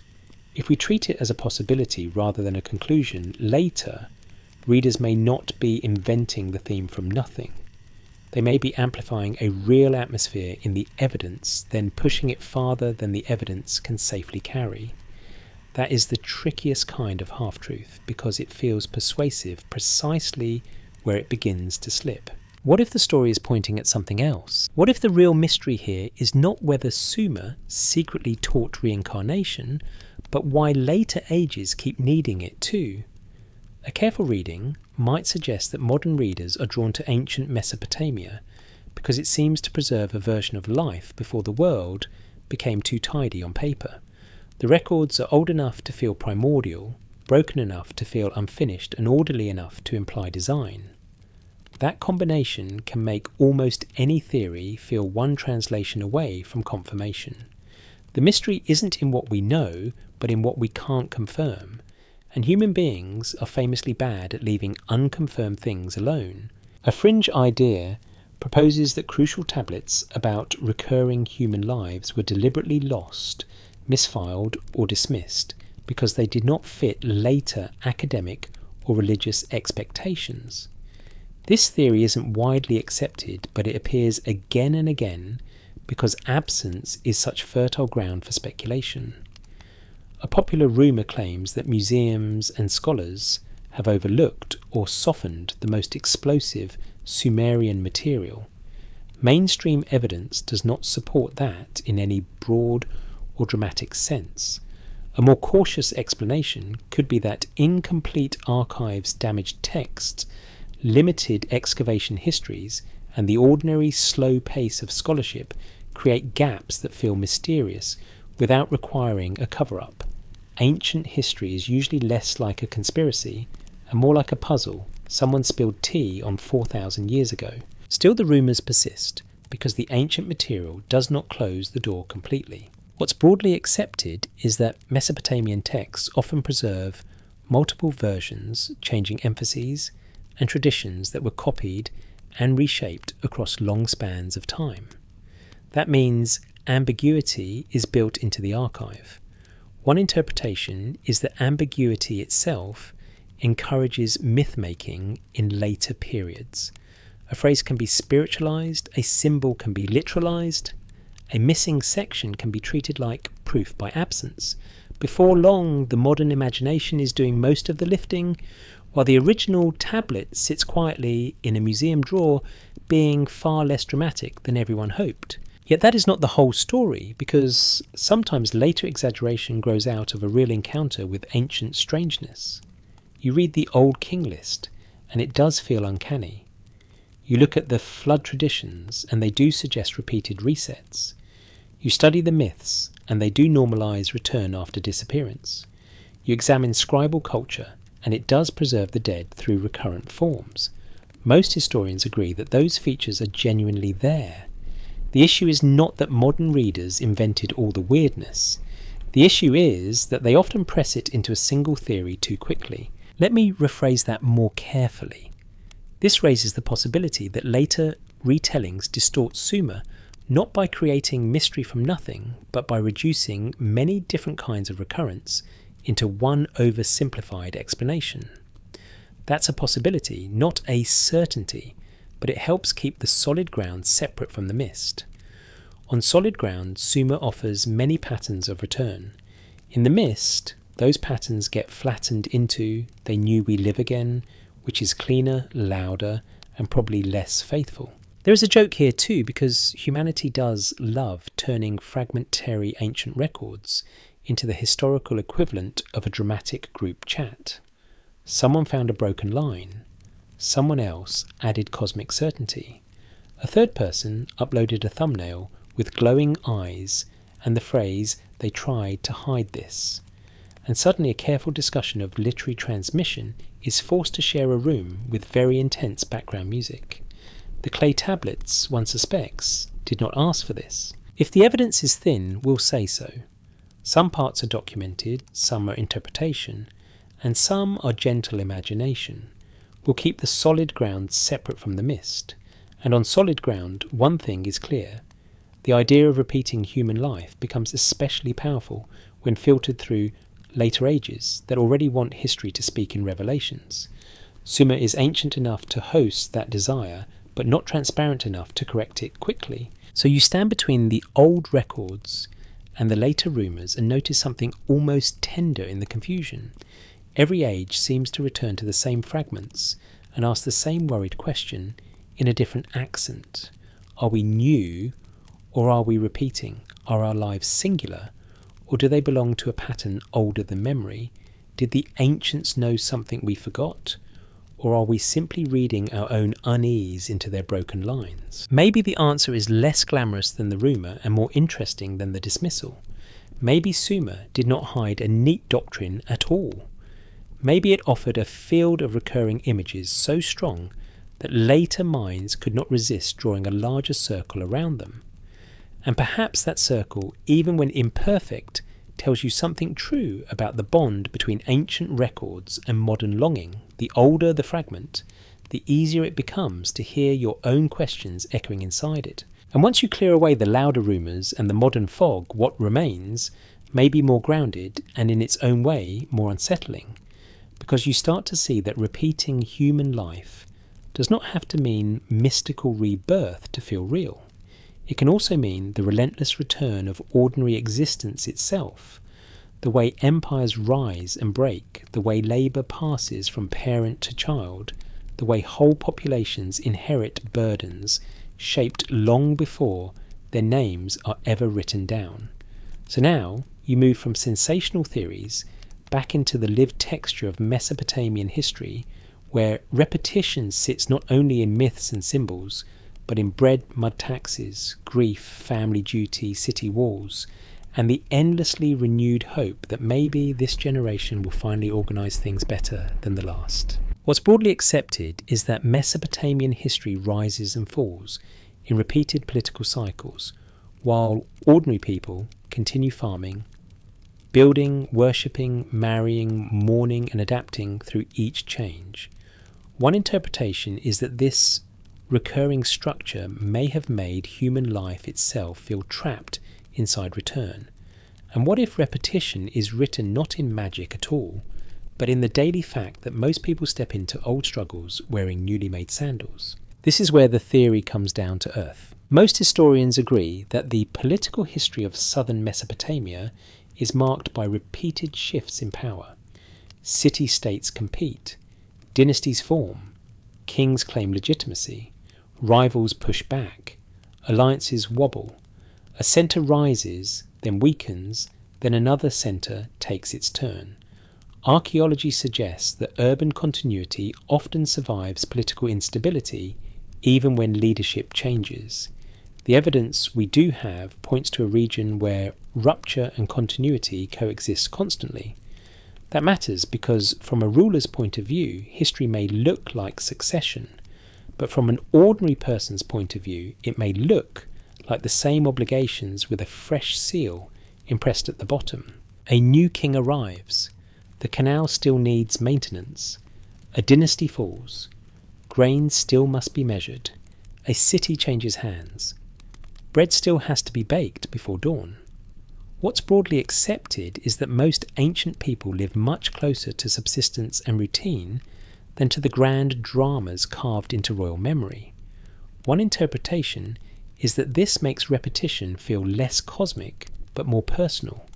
You may not believe in a literal cycle of rebirth, but you can certainly feel that life keeps handing the next generation a very similar script. Historians still argue whether ordinary Mesopotamians experienced political change as profound disruption or as background noise layered on top of older economic rhythms.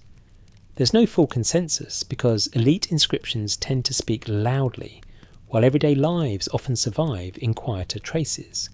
Scholars continue to debate how much local communities changed across major shifts in power, and how much deeper structures of labour, family, and religious practice endured. But even where the details vary, the recurring pattern is difficult to miss. Authority changes, vulnerability remains. Systems are repaired more often than reinvented. That alone can make life feel cyclical, in a way that borders on chilling.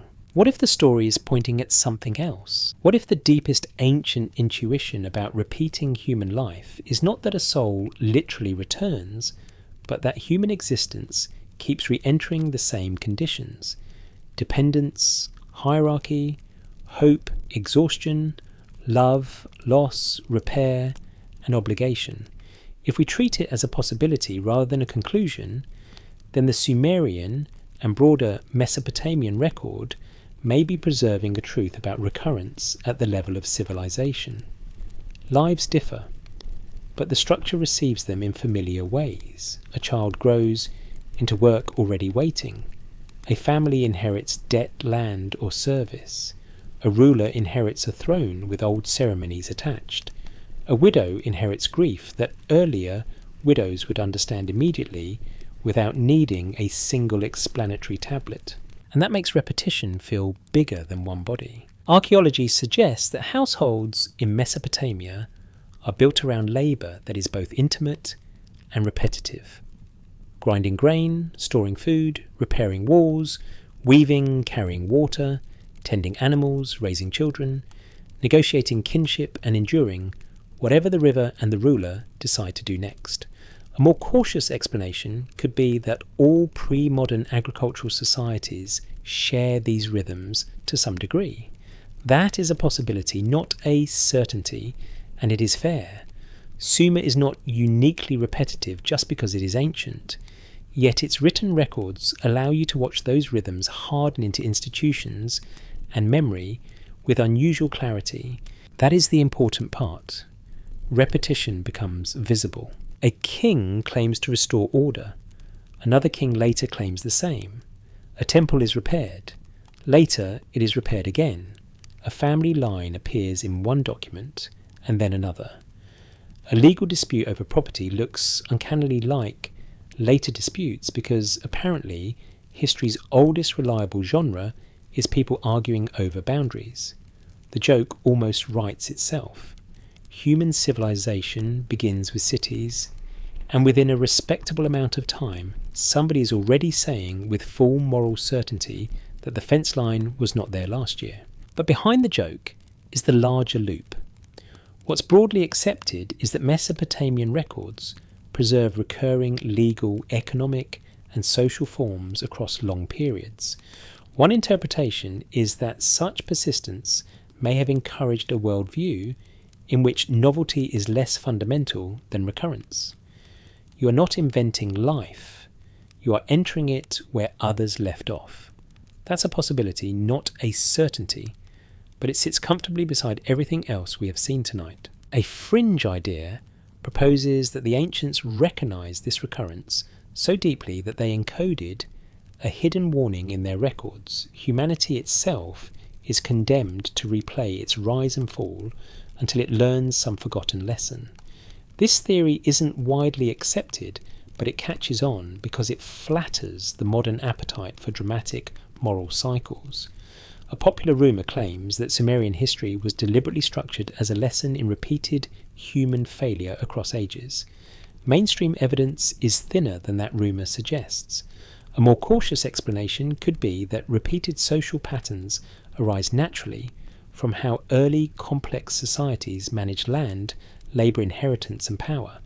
That answer is less theatrical, but also perhaps more haunting because it means repetition may not need any secret mechanism at all. It may simply be what humans do.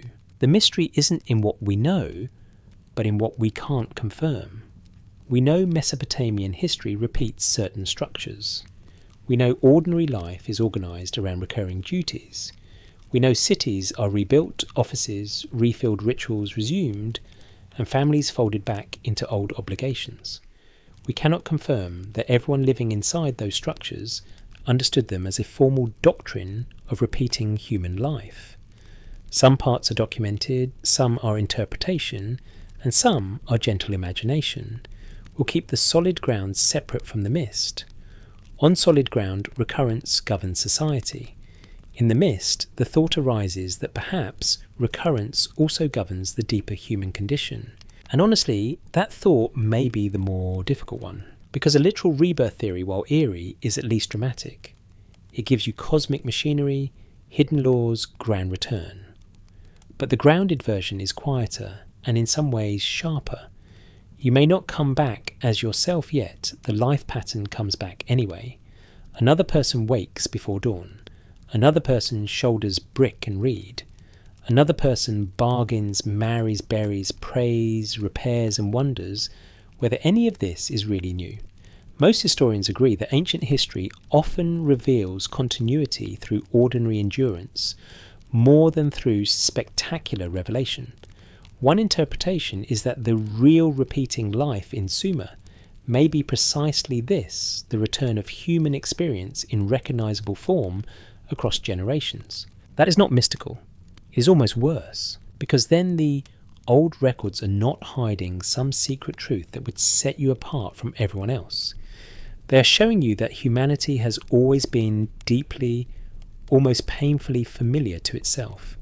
The rulers change the names, change the walls, get patched, the gods receive new hymns, but people continue stepping into love, due to fear, ambition and loss with the same earnest seriousness. The form keeps coming back. The details shift. The pattern persists. So you stand in the dust of Mesopotamia and watch city after city hand its burdens forward like heirlooms no one quite asked for. Mud bricks, dry in the sun. Bread bakes, a child learns work. A ruler claims order. A storm undoes something. A family rebuilds. A generation dies.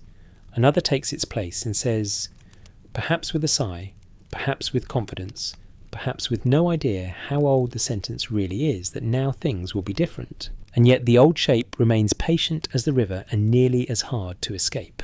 And after all the tablets, floods, moons, graves, myths, scribes' rumours, and the long repeating grind of ordinary life, you arrive at the quietest part of the journey, where the question is no longer whether ancient Sumer can hand you a final answer, but whether its fragments have already done something subtler and perhaps more lasting.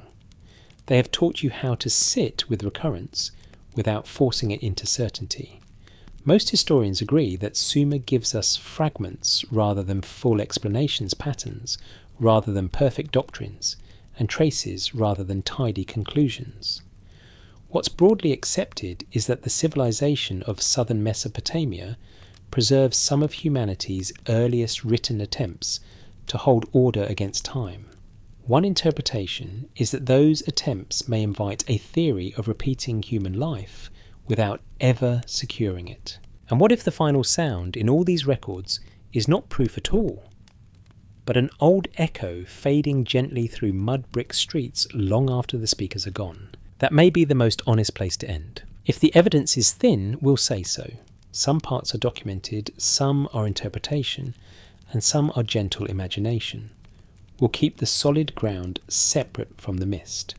On solid ground, Sumer leaves you, cities built and rebuilt, kingship transferred and restored, flood memory, carrying reset and renewal, temple systems running on repeated duties, celestial cycles, shaping calendars, graves preserving continuity, myths dramatizing descent and return, and scribes reviving older voices through disciplined copying.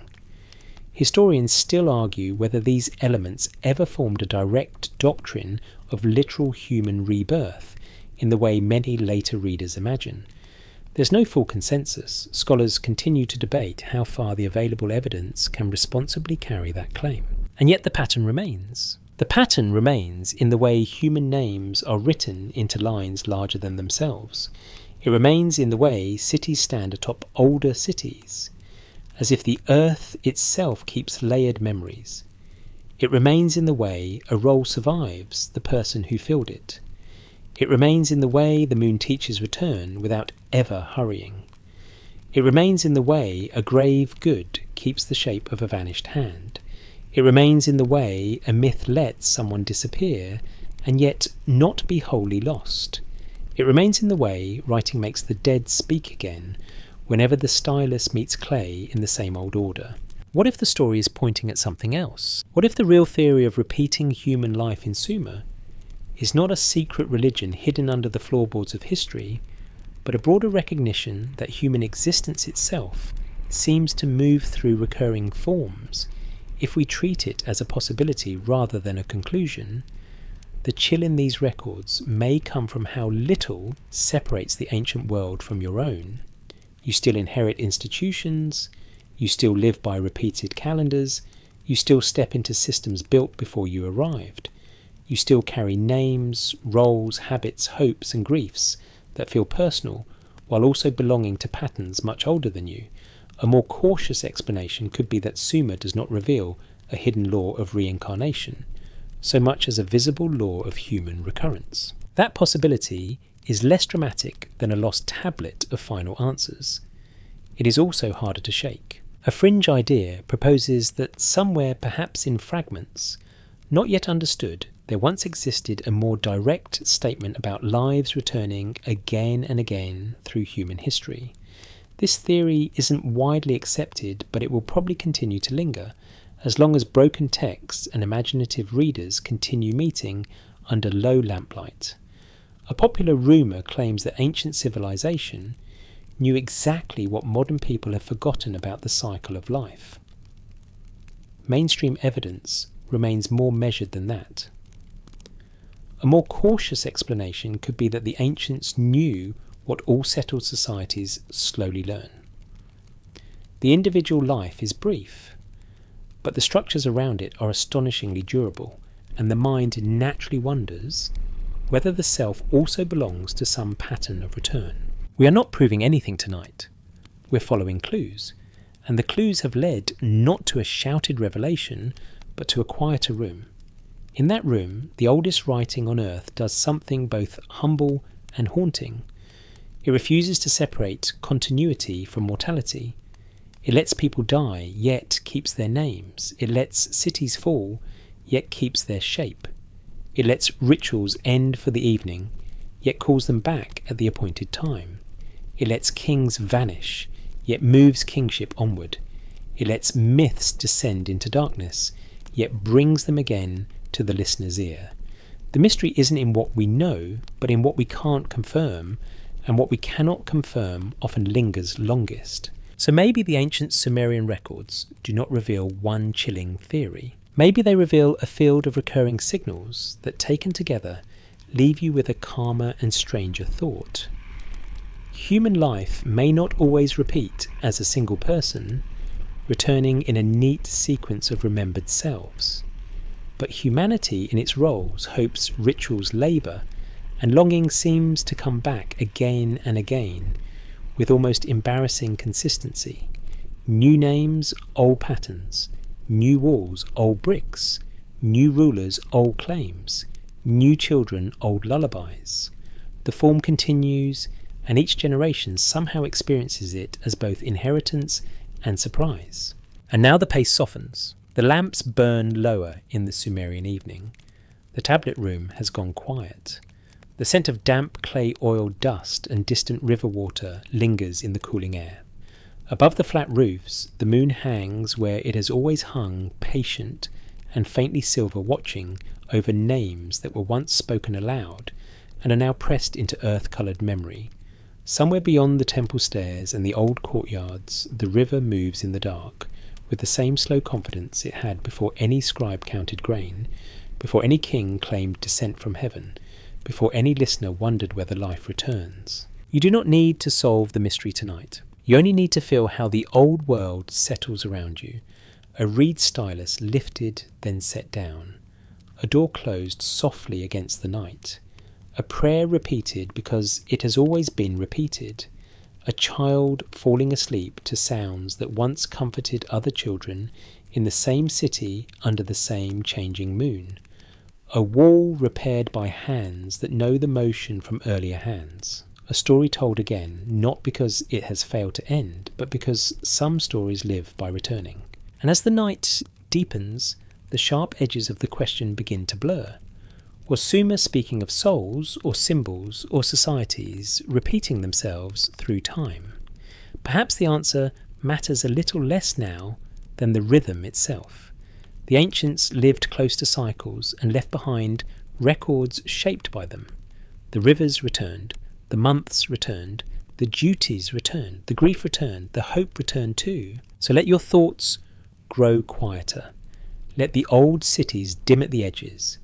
Let the kings, the scribes, the labourers, the priests, the dreamers, and the unnamed dead all drift back into the soft dark they came from. You do not have to carry every fragment. You do not have to force every clue into place. The mist can remain mist. The solid ground can remain beneath it. And somewhere between the two, in that calm, ancient space, where memory and imagination meet the oldest records on earth, leave you with one final, gentle possibility. Not that everything returns in exactly the same way, only that very little is ever entirely gone.